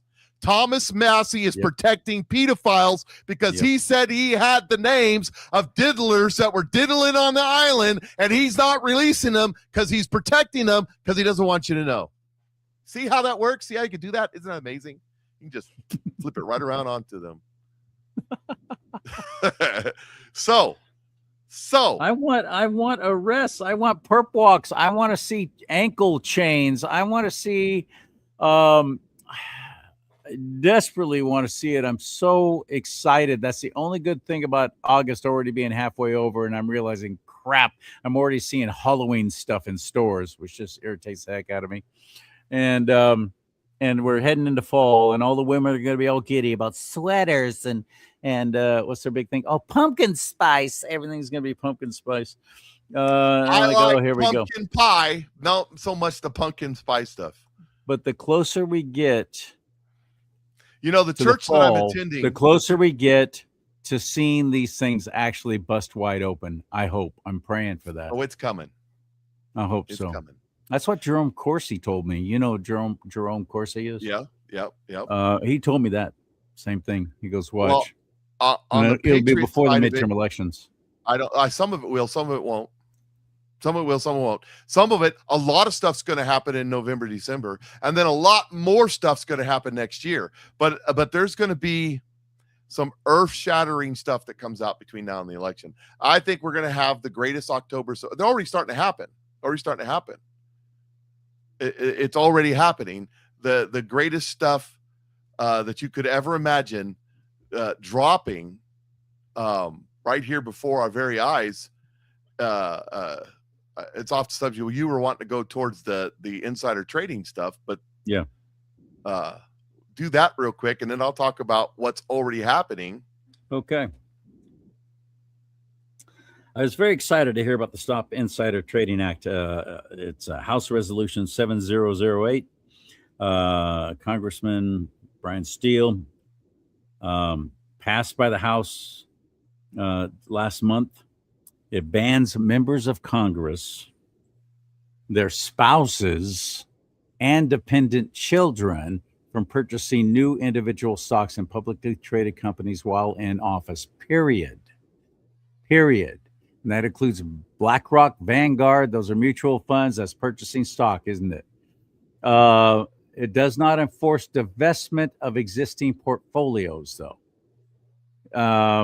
And it passed the House, but the Senate, it's well, look what the Senate's doing. They're floundering and horrific, and I can't wait for. There's got to be change. There just has to be. Anyway, it prohibits lawmakers, spouses. I told you all this. Requires a public notice filed 7 to 14 days before selling any existing covered investments. Fines violators and violators a greater of $2,000 to 10% of the transaction, which to those clowns is really nothing.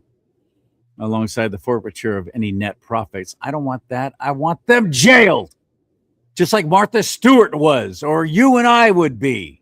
Wesley Snipes. Yep. Exceptions includes carve-outs for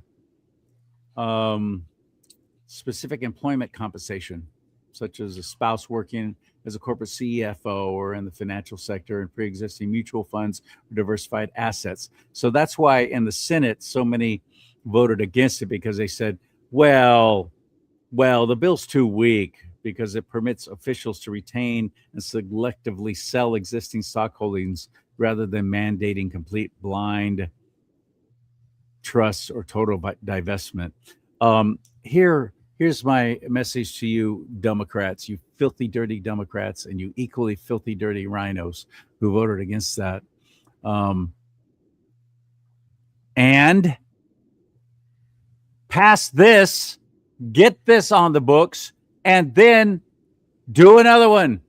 Do another one that covers that up. They do it all the time here in California. The filthy communists in office don't get what they want. Well, they'll work with this and they'll get that passed. And then the next election, guess what's slipping in there? Something that fills in those gaps.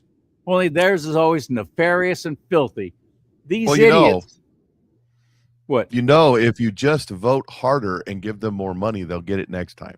Oh, you're right. Next time. We'll get them next time. It's just like Thune came out and said they just don't have the votes to pass the Save America Act, but we can use it to run against the Democrats in November.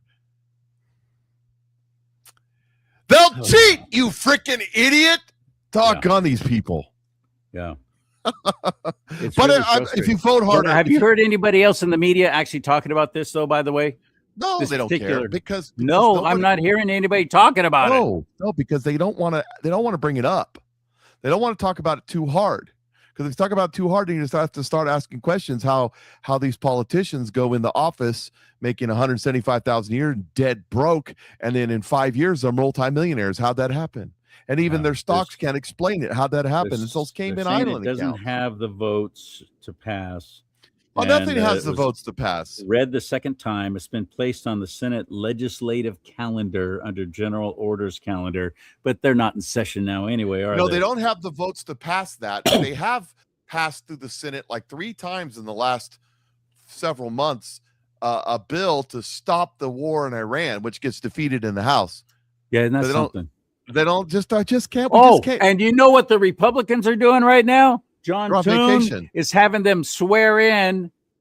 Somebody volunteered, or a couple of somebody's volunteered to stay behind to open the legislative session. He's done it every week since Trump's been in power. So my president can't do any kind of presidential appointments. That's right. It's called a recess appointment. You're allowed to do a recess appointment when the House and the Senate are in recess. That's how Obama got a lot of things done. Yes. Reagan did hundreds of them. Obama did hundreds of them. The Bushes did hundreds of them. The Clintons did several hundreds of them. The first term, Trump did hundreds of them. But this term, he's done zero because they've never shut down the Senate. Right. This is a And Republican. those are the Republicans. Yes. They- Thank you. they hate Exactly. Trump. We just said They it in hate stereo. They want to destroy They America. do. They're Yes. in on it. And They that's are. what this is all about. Speaking of being in on it, breaking news from today. I talked about it on my show, but there's I'm going to give you the synopsis, but then there's updated information that has just come out that I found. But Eric Swalwell may be going to jail. Little espionage matois.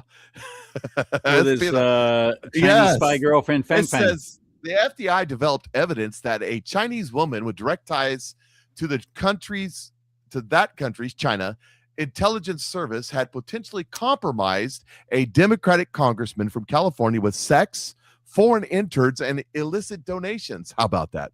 I guess it's good while you can get it. While she was being recruited to become a bureau informant a decade ago, according to the bombshell memos that exposed another threat to American political system from Beijing. The files chronicling the relationship between Representative Eric Swalwell and Chinese national Feng Feng, also known by her English name, Christine Feng, was declassified by President Donald Trump and released Monday by the White House Government Transparency Task Force as part of the broader effort to unmask foreign threats to U.S. politicians and election systems. By the way, Executive Order, National Security Act on elections inbound. They show the FBI opened a predicated investigation, which is a formal law enforcement inquiry backed by factual basis or allegation that indicates a crime or national security threat already exists. Like unpredicated assessments, the predicated investigation allows agents to use advanced and intrusive methods like electronic surveillance or informants. The files. Hang on, everybody. It's getting to the good stuff now as they're about to describe what was going on between Swallowwell and his Fang. Yep, Swallow and bang, bang, fang, fang. Bang, bang, bang, bang. The files provide significant new details about the long-rumored relationship between Fang and Swalwell. Including, here we go. The FBI initially wanted to investigate the congressman for bribery schemes in which he exchanged donations from Fang for her placing interns in his office. Planting planting inserts in his office. Yes. I'm sorry. Don't just ignore me. The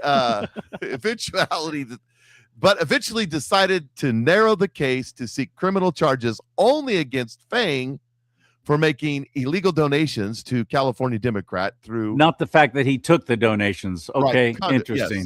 yes. Swalwell Pathetic. admitted to Okay, here we having go. sex with Fang. Here we go. His staff His- placing Fang's interns in His Congress. staff? What is that talking about? What are they? Which what are they- staff are you referring to? I don't want to hear about Eric's staff. Not one like Zelensky. That is Okay, the good. people that work for him. The piano staff?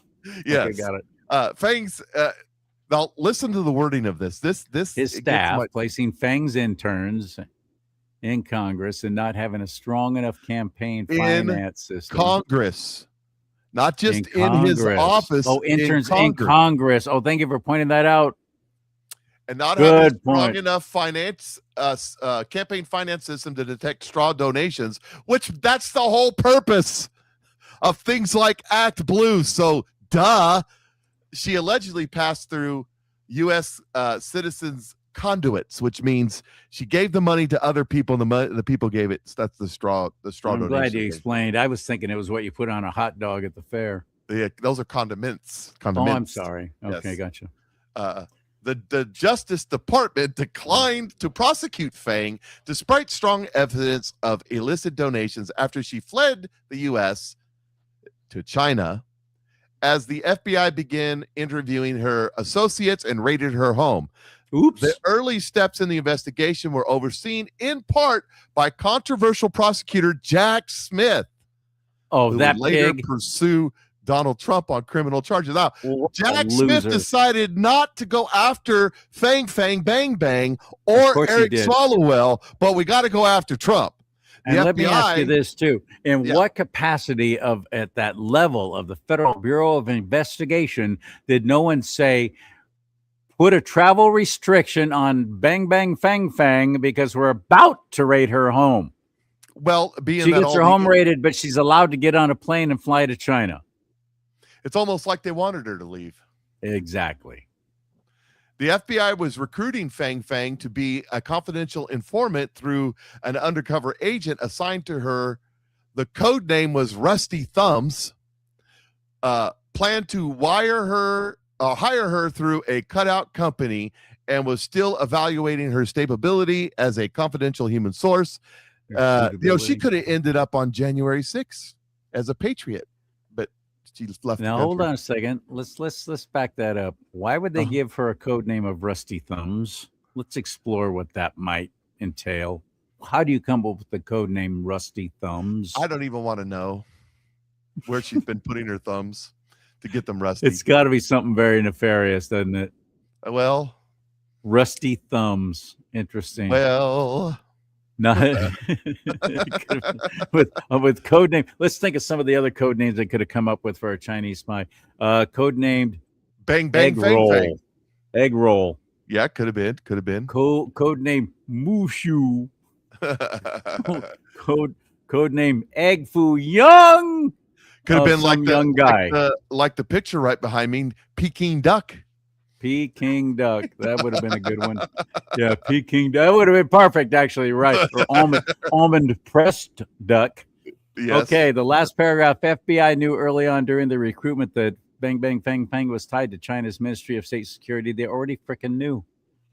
Beijing's notorious intelligence service, that's their CIA, their MI6. The Bureau also identified her parents as MSS agent. Her parents, too. It's all in the family. Boy, the way Glenn Miller played. Knew she was raising money for California Democrats and willing to use sex as a means of getting ahead in the world of U.S. politics. Well, not only did Filthy. she use sex, but the story is that she showed up at Eric Swallow House in a very skimpy dress and said loudly that the neighbors heard it that she didn't have any panties on. And then she spent time in Eric Swallowell's house for a few hours and then left. That's a true story, so they say. Okay, so there's a story. Lots of stuff out on that's been well discussed. It did. And the Here mainstream media will talk about that because, for one thing, if Swalwell was still running for governor of California, you'd hear none of this. But he's not. He is back down. No, they've already torched him. I don't know what they did. I don't know what he did to piss off some real higher ups, but obviously it had to be huge. I think here's the basics. So here's my theory.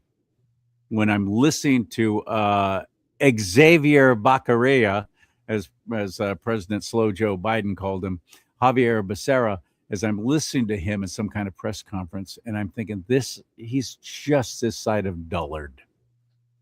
He's not a smart man. He's not an effective person in any kind of capacity of management, but he's running to be governor of California. He's blown everything that he's done.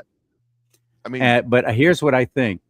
I think that the Democrats saw the polling that Swalwell is going to be too easy for a guy like Steve Hilton or even Chad Bianco to really dominate in debates, and it'd be real easy to make him look bad, especially with this Chinese Spy Association, which had already broken. That broke while Biden was still president. Remember that.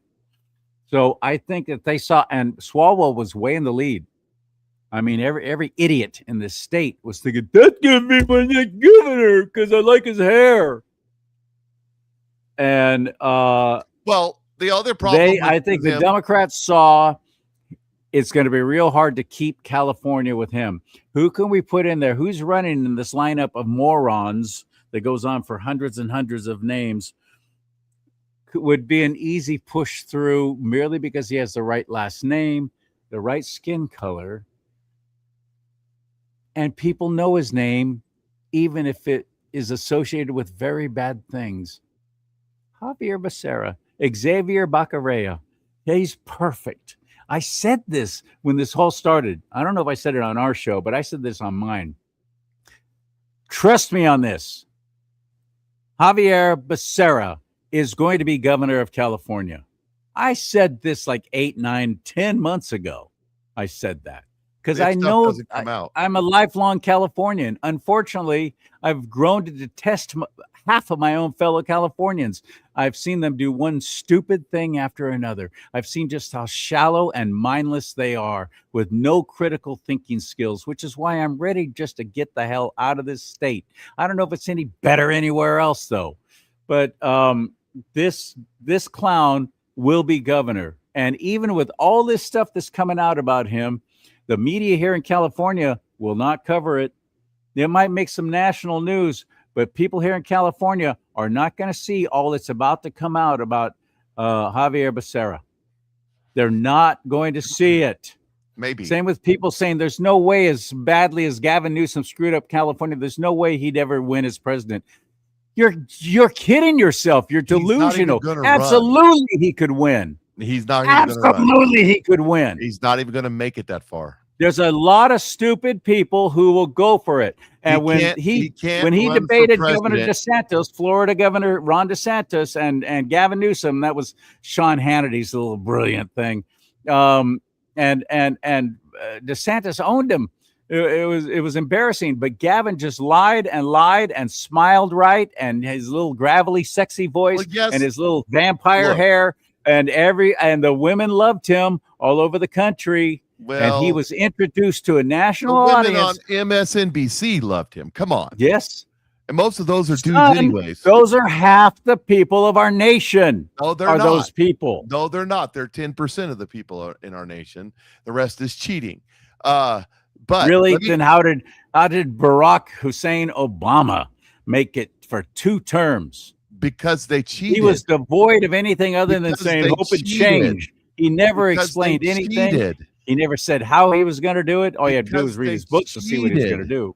Because they cheated. Okay.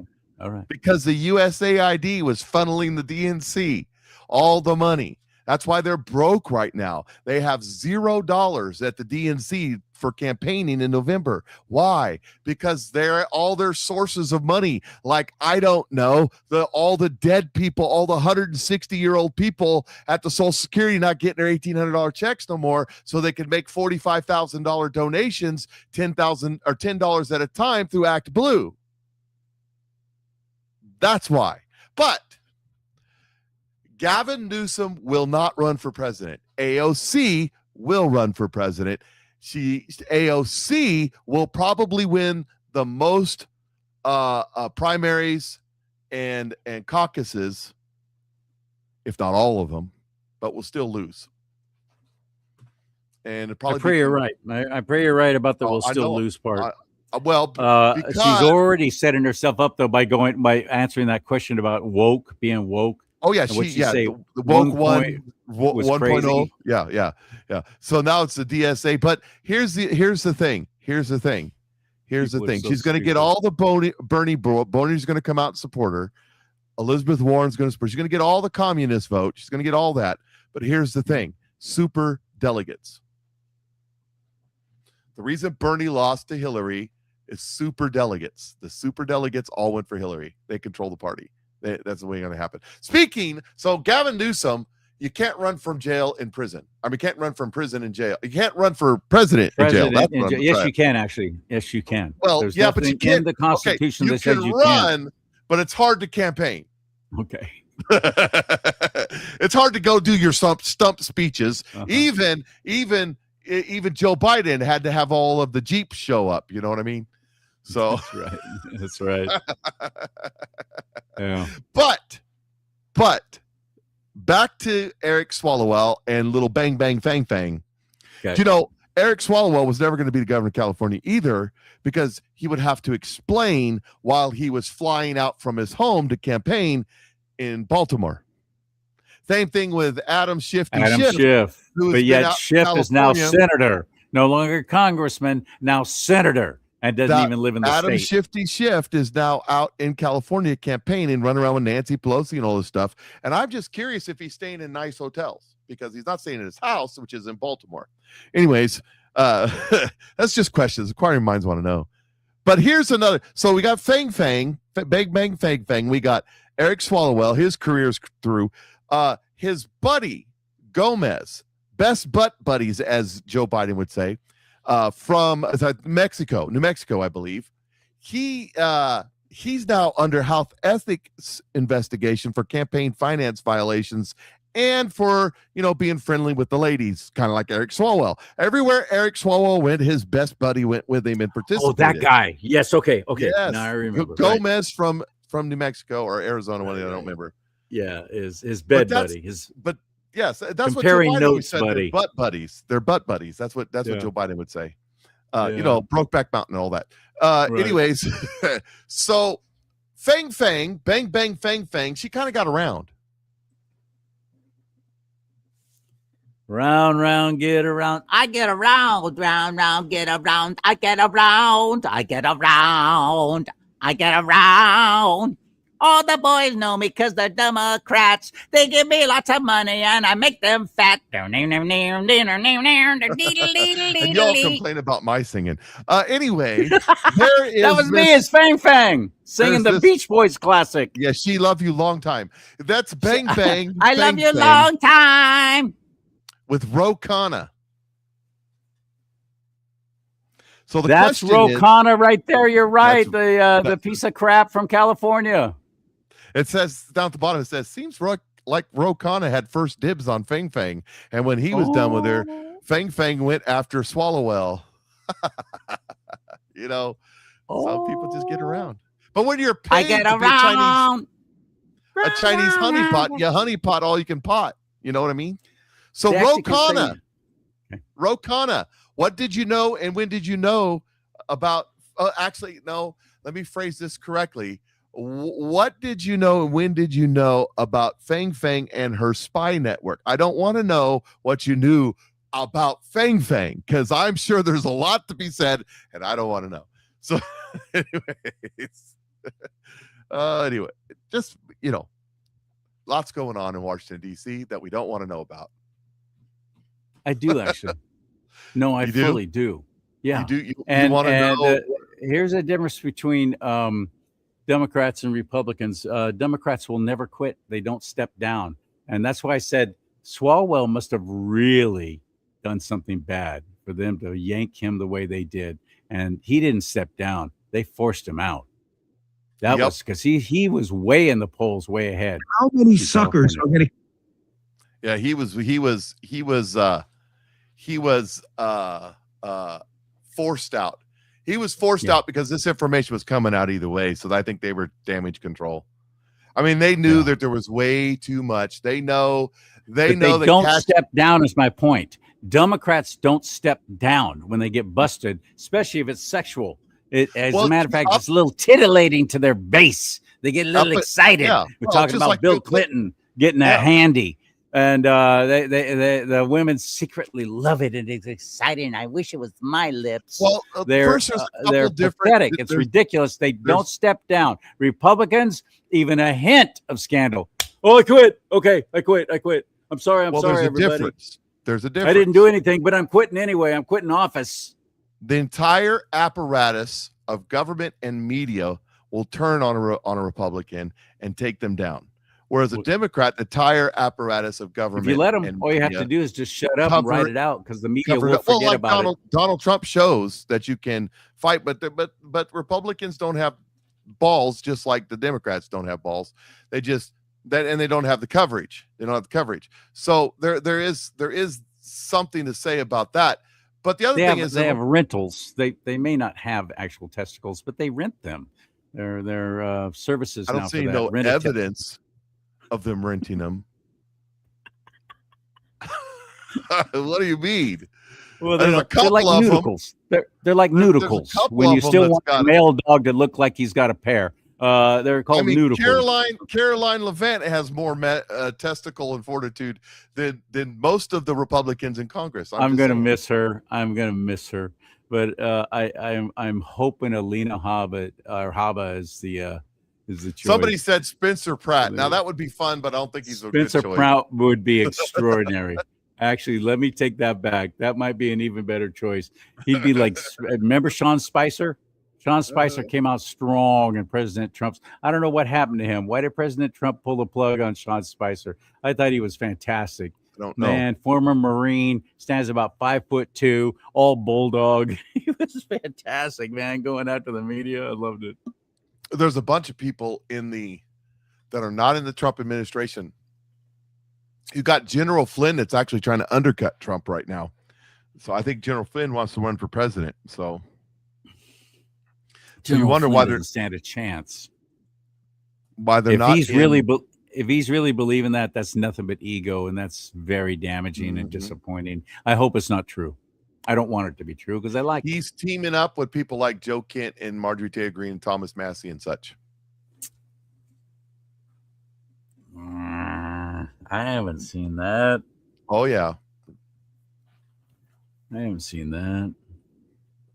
So, other thing in the news, Joe Kent has come out and said that he was trying to investigate into Israel's taking out of Charlie Kirk, and he's all over the media saying this here in the last 48 hours that Kash Patel blocked his investigation into Israel taking out Charlie Kirk. Only there's a little problem with this story. When you're a liar, you're a liar. This is why this dude's gone. Dan Bongino points something important out. I saw this X post this morning, and I thought to myself, how many suckers are going to continue to believe this? This is at USA. Yep, John. Yep, all caps, of course. And Andy, that means this is really important. Of course, all caps. Investigation into foreign involvement in Charlie Kirk's assassination blocked by the FBI. Whoa, all caps too. Got to be true. That all caps. Kash Patel. It's got to be true. Former director of counterterrorism. From investigating the foreign leads into Charlie's assassination. I trust Joe Kent. That's really great. Why would the FBI block this? Joe Kent tells Jimmy Dore, here we go. Isn't he like a comedian? It's like a comedian, right? That he was at NCTC, Joe, and he was blocked from investigating Charlie Kirk's killing after the FBI said it had everything it needed. The case would be transferred to state authorities. Okay, folks, I'm going to make this really simple for you. So again, this is that point of the show where we're reaching a truth red line. If you're not interested in the truth, please stop now because this is going to be really painful. There's nothing you can say to dispute the fact that 3 + 3 = 6, no matter how hard you try, okay? Joe Kent is continuing to insist he was blocked from doing something he's not authorized to do. I can't think of a simpler example. I'll get to I just put it in ChatGPT to make it really easy in case you think like I'm making this up. Joe cannot answer a simple question. What investigative law enforcement authorities or powers you had at NCTC that you were blocked from engaging in? So I put in this really simple one everyone can understand. So if Joe was an investigator into the case that was authorized to investigate the case, then he should have subpoena power or someone, correct? But because NCTC is not an investigative body, I just put this simple question in to help you guys. ChatGPT is like, in case you're stupid, it doesn't say that, but like, here in shorthand, FBI is the investigative agency with compulsory legal authorities. NCTC is there for intelligence fusion and interagency counterterrorism coordination. Can we put flags in the chat? Just put them in advance. Because this is the most red flag ever. You want to fight with us? We always win. The numbers don't work for you and they never will. Either do the facts. So we're up 2-0. Facts in our favor, numbers in our favor. You want to keep messing around, we're going to keep making you look stupid. Love that So guy. there it is. Really Joe do. Kent said he was blocked from investigating. Only thing, he wasn't an investigator, had no authority to investigate, wasn't his job to investigate.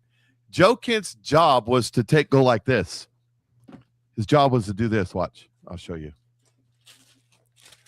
Yep, that's intelligence. Put there. Yep, that's intelligence. Put it in that pile. Yep, that's also intelligence. Put it in that pile. Oh, more intelligence. His job was to sort intelligence. That's it. That's all his job was, to get the intelligence and say, okay, that goes in the Ukraine pile, that goes in the Russian pile, that goes in the China pile, that goes into the Iran pile, that goes into the Venezuela pile, and then make a report and give it to his boss, who would use that to make a report to give it to the president. That was his job. He was 3 or 4 places removed from the president. He was never in a situation room. He was never in discussions with the president. It wasn't his job. You know, have you ever seen the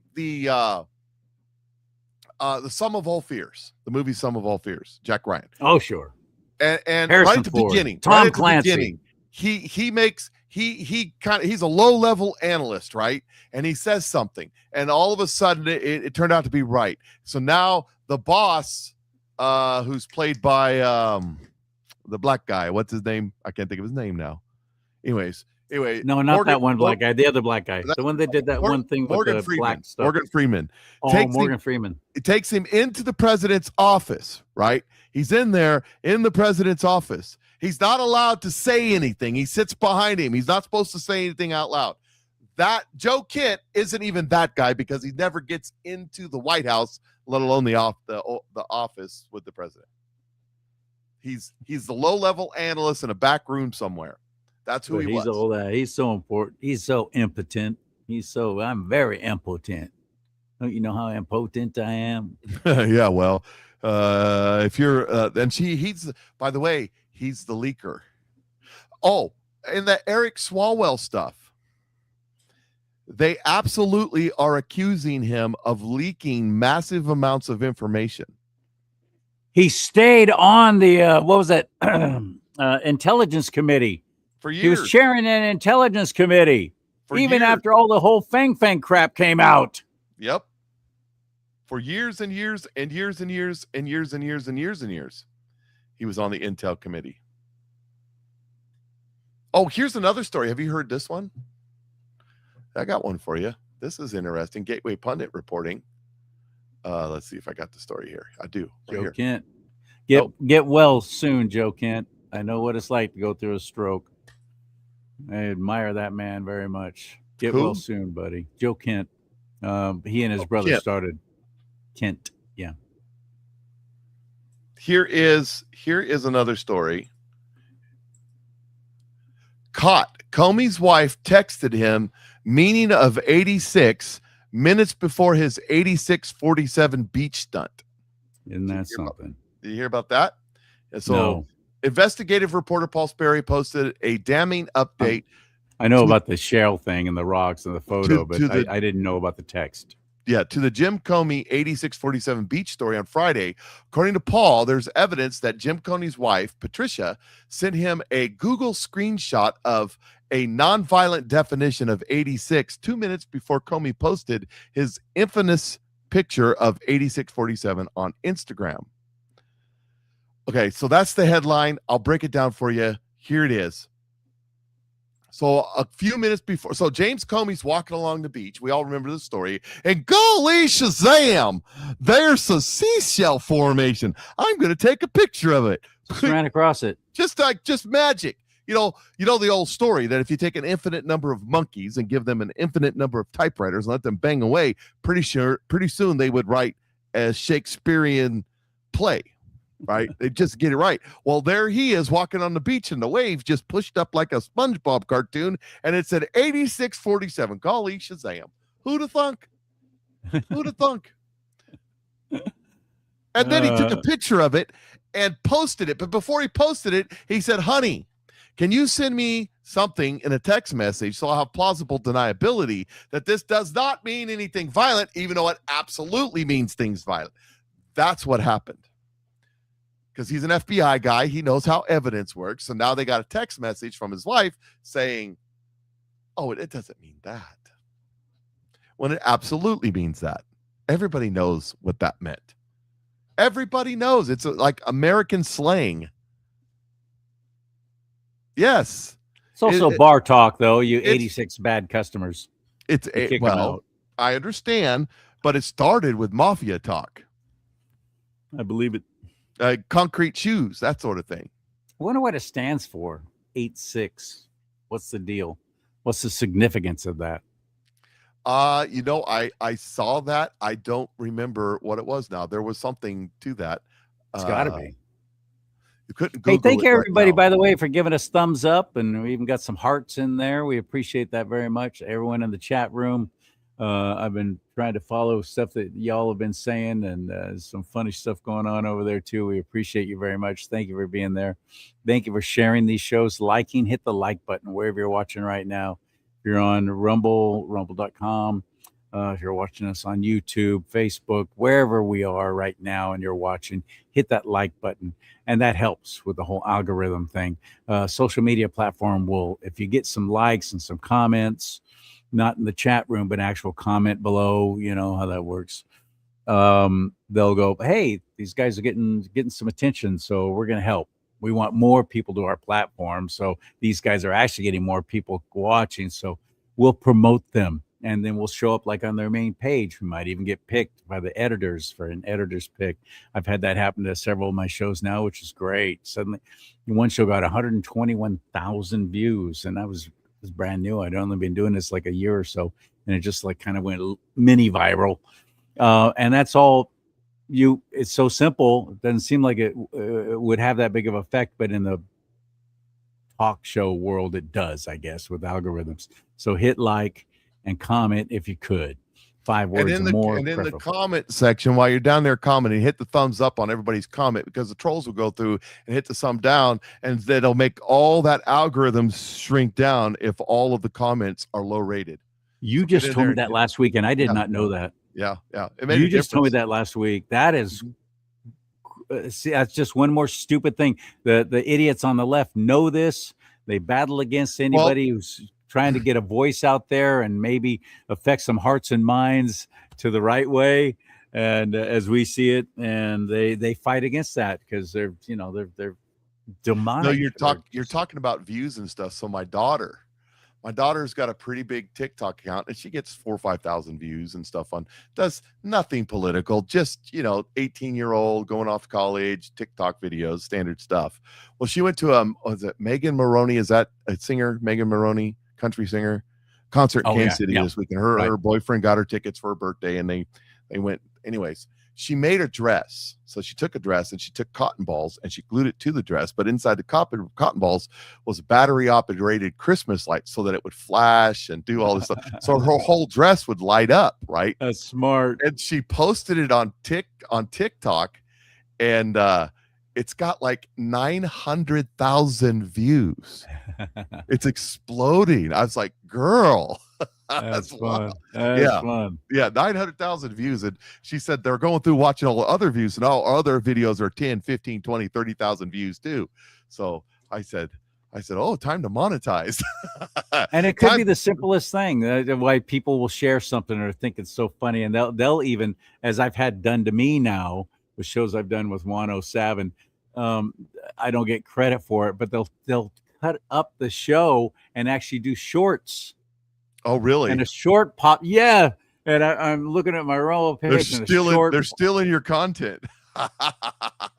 Hey, you know what what is it that imitation is? Form of flattery. Yeah. But the funny thing about it is they're cutting your stuff up. They'll put it in there, get a better algorithm, and they'll monetize off of what you're doing. What I'm doing. Exactly. You're so absolutely right. Yep. YouTube refuses to monetize me because I have 2 strikes against me. And Facebook just deleted me from the platform, period. Same with Instagram, which is owned by Facebook. So screw them. I'm all about Rumble. I know, Mike, you're still actually on other platforms, and congratulations. I don't know how you've done it, but I keep it down to a minimum. I'm careful with what most of my other platforms use code words, and I don't.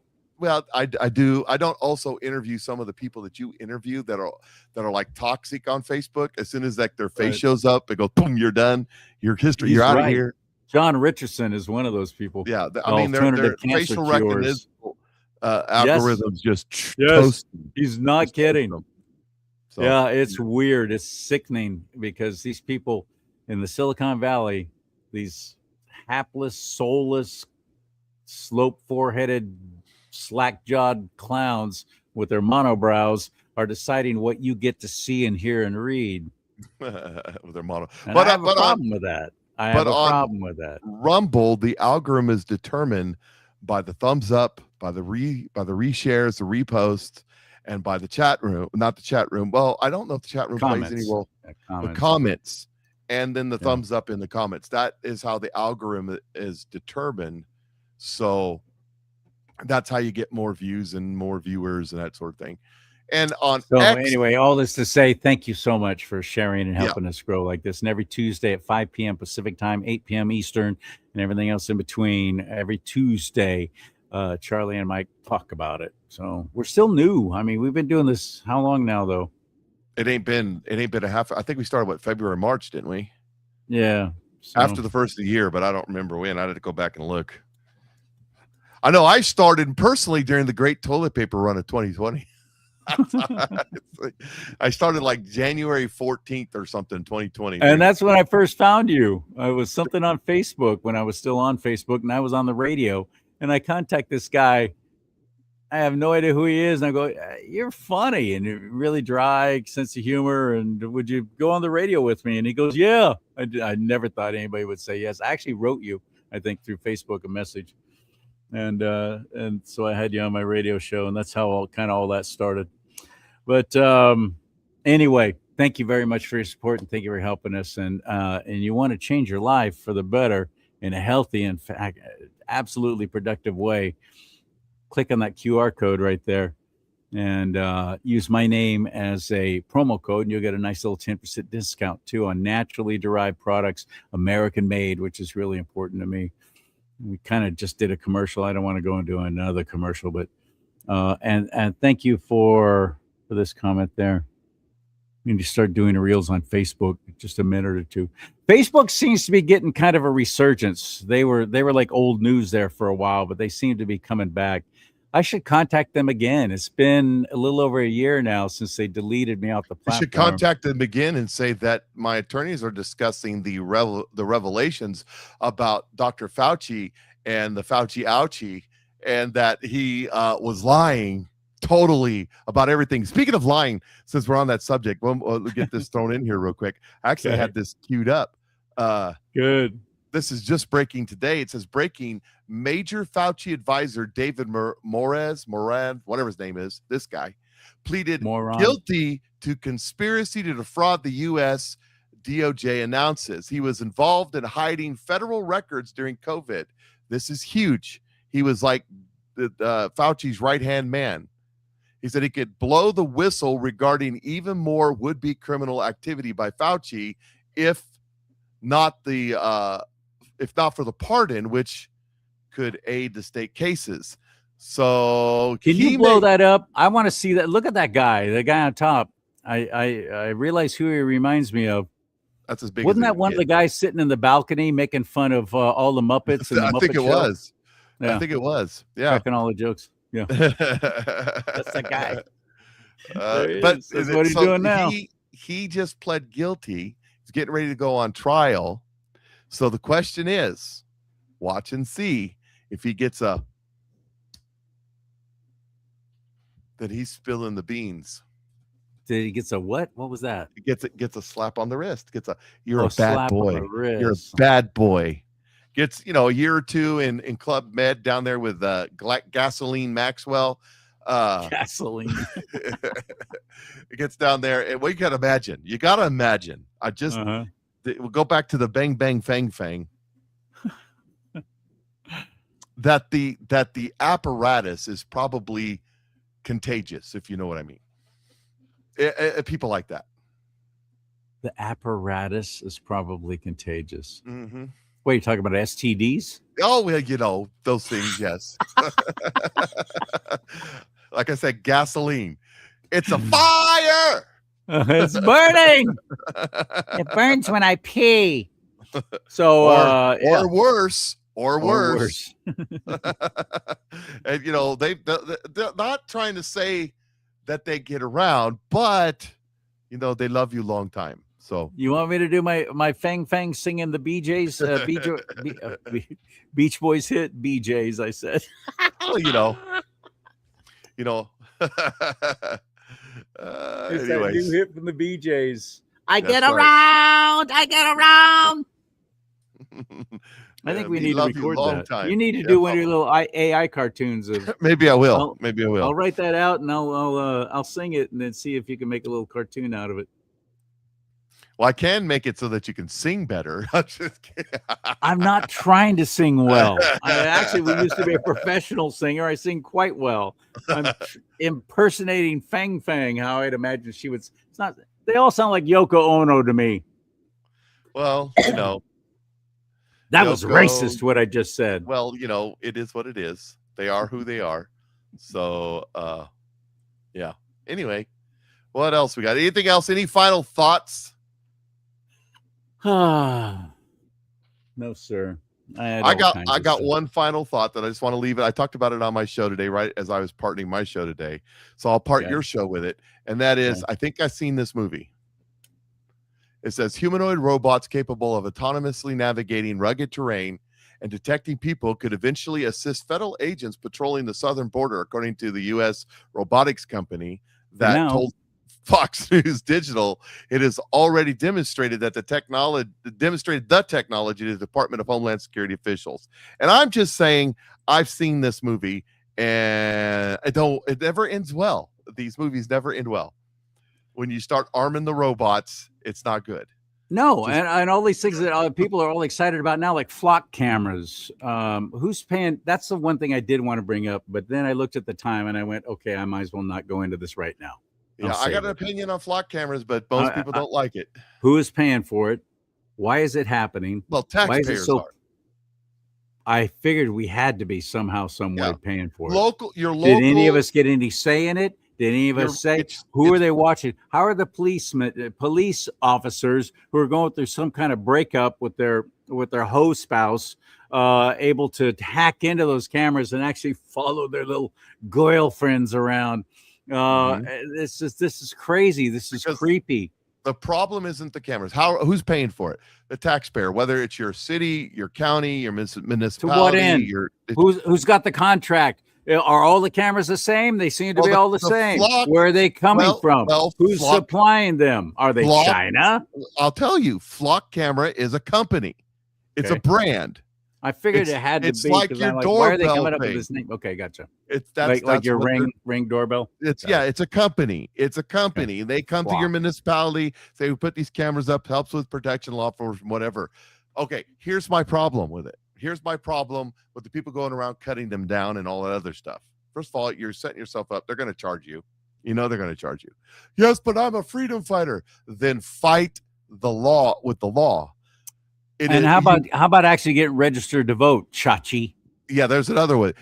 We need to not worry about the flock camera, because while you're all focused on the flock camera, there's 26 drones above you recording everything you're doing. Right. Okay. Right. Helicopter, satellite, the whole work. I was talking about on my show. They actually have Cessna-sized aircraft or small jet aircraft right now. The CIA, NSA, whatever. They can fly over at 10, 20,000 feet over your house, and they can force a signal to your phone or your computer, even if they're turned off, and upload or download. Let me say that slower for the people in the back, or download information data onto your device, even if it's off. Okay. So you're so worried, focused on the flock camera. You always got to ask yourself, if they're all talking about this, what else are they doing? Here's the problem. We need to beef up our First Amendment, our Fourth Amendment, our Eighth Amendment, our Fifth Amendment, our 12th Amendment. We need to the whole thing. You can't surveil my vehicle unless there's probable cause and or a warrant. So your camera recording my vehicle going down the street means absolutely nothing. You cannot use it against me unless you have probable cause or a warrant, or both. You can't do it. That's just the standard thing it is. They've got drones now. The Sedalia Police Department has drones. Big drones. They're big, right? This is a 30,000 size town. This drone has remote controlled and unmanned. It's AI'd. It's AI drone. It has technology on it. Infrared, forward. What's it called? Forward. Where's Marine when you need them? Forward-looking infrared. So FLIR. It has that information that on there. It has other type of sensors on there. They can see into your house and you and your wife sleeping in your bed, they can get a picture of that developed from the systems they have.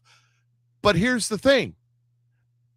They can't do that legally unless they have a warrant. Your information is yours. The Supreme Court just ruled a month or two ago that they can do it, but as long as it stays unknown and it can't be submitted or admitted as evidence against you in court, right. But they can do it. They could do it. I just told you they could do it. The Supreme Court just I thought you ruled said they can't. Okay. They can't do it legally. Got legally. The Supreme Court just ruled. They were going like January 6th. They're going, if there was a crime, they would say, okay, we want all the cell phone data within a 10-block area of this crime. And there was a particular warrant they called that. I can't remember what it was called. And they were the Supreme Court ruled you can't do that. You can't just go collect people's data because they happen to be in the area. That's illegal. Well, these flock cameras are going to fall under that. Okay. So where you need to push back on this is our rights. No, you don't have the right to record me. Listen, we tried that for a while with radar detection when they were saying, well, I can't face my accuser. So, and they were having to throw out cases until they reworked this and reworked that. Yeah, they made it so that, and it depends on where you live, by the way. Those red light cameras, there were dudes in court fighting against it. This goes against the Constitution. Again, that depends on where you live, because your radar and your other stuff doesn't have near the effect that. Now, with your radar, right, you're committing a crime if it catches you going over the speed limit. So if your flock camera catches you doing a crime, now you're into probable cause, and now you can argue. That's what lawyers are for. But the problem is what we're finding out is, like you said, the ex-girlfriend happens to be a cop, is those people should be prosecuted. That's what needs to happen. Just like everything else, just like anything else. The problem is they're already so short-handed. They just talk about slap on the wrist and looking the other way. They're so short-handed for the most part. Nobody wants to be a police officer anymore, that's for sure, or even a sheriff's deputy. But they're having a hard time recruiting people in. It's also nefarious, the whole flock camera thing and the proliferation of it. It just came out of nowhere, and suddenly they're everywhere, and nobody's asking the question: who's paying really for this? What is this company? Who is behind this? Who's getting paid? That's what I want to know. Who's making money? Well, this company's getting paid by the taxpayer. They go in to the municipality or the county or whatever it is. So the county didn't have to pay for it, I'll bet. Huh? Yeah, they do. I bet that's part of the deal, isn't it? No, they pay for it. They go in they sign a contract and they say, we'll put up 21 flock cameras around your area to record these places, and you pay us X amount of dollars a month, just like your little doorbell subscription. It's the same sort of thing, except more zeros and commas. That's what it is. And it's not the camera we should be worried about. It's the laws behind it we need to be worried about. The protections that we have, because they don't have the right to just record you driving down the street. They don't have the right to do that. But that's not the camera, because while you're worried about the camera, the doggone drone's following you. It's all so damn filthy. I just don't know, man. Well, wait till we get the robots with shotguns. I mean, we get to that point, then what are you gonna do? Well, that's what brought this whole up when I got off on the you need to cease and desist. Yeah, I got off on the flock tangent. But there might be people now going, oh, this is great, fantastic. Yeah, let them patrol the border. That's awesome. Until somebody else is in that tremendous position of power, and they turn those robots against you, Christian. Well, and I believe that kind of stuff is coming. Let's not even go that far down the road. Who makes the decision? You give that robot, that autonomous, rugged terrain robot that looks like a person, give him a shotgun. Who makes the decision to pull the trigger? Does the robot make the decision to pull the trigger? Is there a human interface behind that robot pulling the trigger? Who makes the decision to pull the trigger? It's just like the flock cameras. How are we doing this behind the scenes legally? That's the Hey, question. by the we have. way, I will remind you all, if you're thinking, yeah, the robots patrolling the border is a great idea and let them carry I don't think anybody's shotguns. thinking Do you that. realize when the National Guard was deployed down there, and this started back with Obama, when Marines before were then. being deployed to protect this and that, they were not allowed to have bullets in their guns. That's They right. did not have live ammunition on Right. them Our or in military their doesn't. weapons. It was all for show, is what I'm Yep. saying. Yep. So I was robots over. carrying. I was over in Saudi Arabia during the Gulf War, just before the Gulf War started. It's over in Saudi Arabia. We had an LPOP set up, a little lays out. We had one of them little cricket phones, you wind up, like this, and then you answer it. You remember those, right? And Sarah, we had an ammo box with a lock on it that we didn't give me have the a key sheriff, to. Sarah. Ammo box with the lock on it. Sorry. In that ammo box was one magazine for your M16 with one round in it. No key for the thing. That's the only ammunition we had. Other than that, I had a spear handle for my bayonet. That's it. That's all I had. I was in Saudi Arabia. The little thing chirped. This is a true story. The little thing chirped. Chirp, chirp, chirp, chirp. I answered it. LPOP, private cook. And they said, blah, blah, blah, CP, whatever. Reports of Sputznats in the area. If you see them, detain them. I said, detain them? With How? what? With what? Yeah. I said, you'll know they're here when I'm running past the CP. Okay? Click. It was a specialist on the other end. I wasn't talking to a lieutenant or somebody, but detain them, they said. The point is, though, when the National Guard, and we saw the video of those illegal idiots literally storming the gate and crashing through it, and the National Guardsmen were just saying, get the back. That's all they could say over and over again, as none of them did. And they're holding their weapons like they're actually going to use them. There's no freaking bullets in them. Yep. They got nothing. Yep. Nothing. Nobody talks about that. So what's going to happen with the robots with their shotguns? Think those are actually going to have anything in them? Why are they carrying shotguns? It's supposed to be a deterrent. All you have to believe me, the criminals know this. We're the ones that don't know this. Oh, yeah. We're the ones that fall for this. It's all about posturing. Look, we're doing something. We're doing something. And how much do posturing. those robots cost? But anyways, it's dumb. It's dumb. The whole thing's dumb. Everything's dumb. The whole world is dumb. The whole world is dumb. You know what, though? There's one earlier I was singing the Beach Boys hit I Get Around in the voice of Chinese spy Fang Fang. Look at this. What's been revealed as some plans for the military right now. Yoko Ono. Until they surrender. Yeah, that'll do it. I think that's brilliant. I think that'll work just fine. That'll do it. That'll solve all the problems right there. We don't need any more problems. That's it right there. Problems. That's it. Is instead of a direct energy weapon, it's a direct Yoko weapon. That's perfect.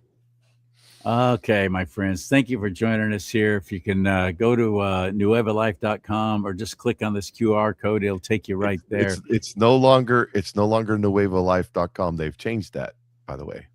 It's nueva.com. Does that mean this QR code is no longer relevant? QR code still works. Okay. What is it now then? It's nueva.com.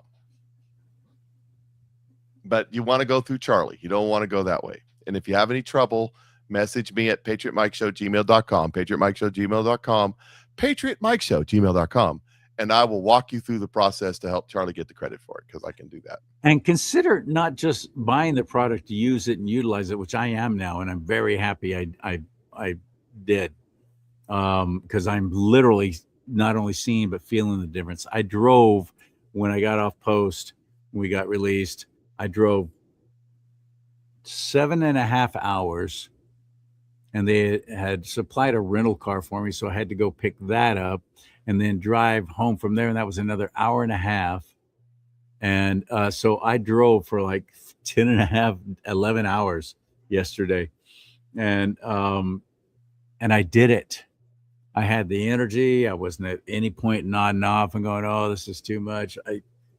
This is what were you Nueva has changed my life, and Well, there you so go. I can literally tell you that it is working, and I'm so glad that I found it. Thank you, Mike, for introducing me to it. And now, so if you not only use the product, but you want to join us and actually being a marketer of it as well, you can make some great monetary rewards for it. It's not your classic pyramid or multi-level marketing kind of thing, because there's no buy-in. There's no cost. You don't have to buy a certain amount of product every month or any of that kind of crap, which bothers me so much with all those You other can, companies. though, if you want to. You can if you want to. Okay, all right. But if nobody sells any product and nobody makes any money, I'm just saying. Sure. Good point. Good point. I'm letting you know, It's like because if any you're other like me, business on the planet. I'm very skeptical of anything that's a MLM or pyramid. I don't want it. I'm not interested. I And get so this is not MLM this is not. PTSD. Yeah. So you can use that QR code right there if you want, and it'll get you a nice little 10% discount on product that you buy, and use my name as a promo code, but you got to spell it right. CHARLEESIM, just one M, ONS, S on the end. And that'll get you your discount. So that's it for me, my friend, from California. California. Well, yeah, me too. I ain't got nothing else. So tell you what, I thank y'all. Appreciate y'all being out there. Hit the thumbs up and share. Support our shows. Support both our shows, and support this show. It helps a lot. And tell you what, we will see you all next week. Same bat time, same bat channel, right? Yep. May God bless you and keep you. May God bless America, but most importantly, America bless God. Amen to that.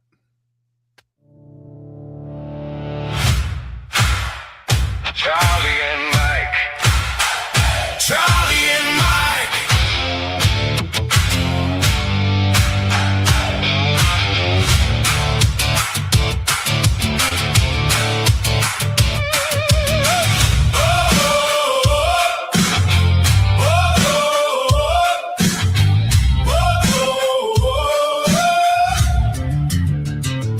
Talk about it. Tell the truth. God and country in the booth. We stand strong. We hold the line. Won't shut up. Not this time.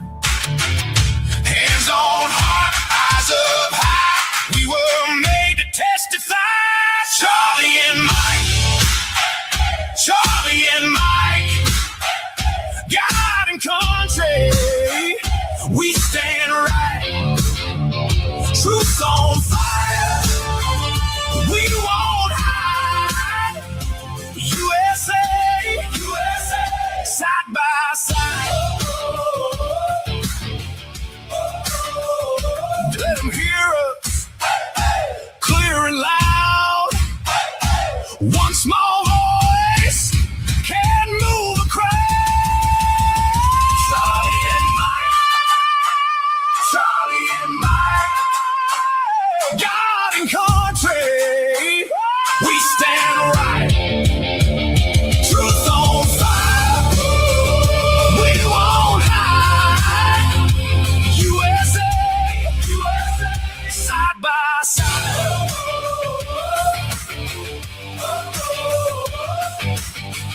Oh,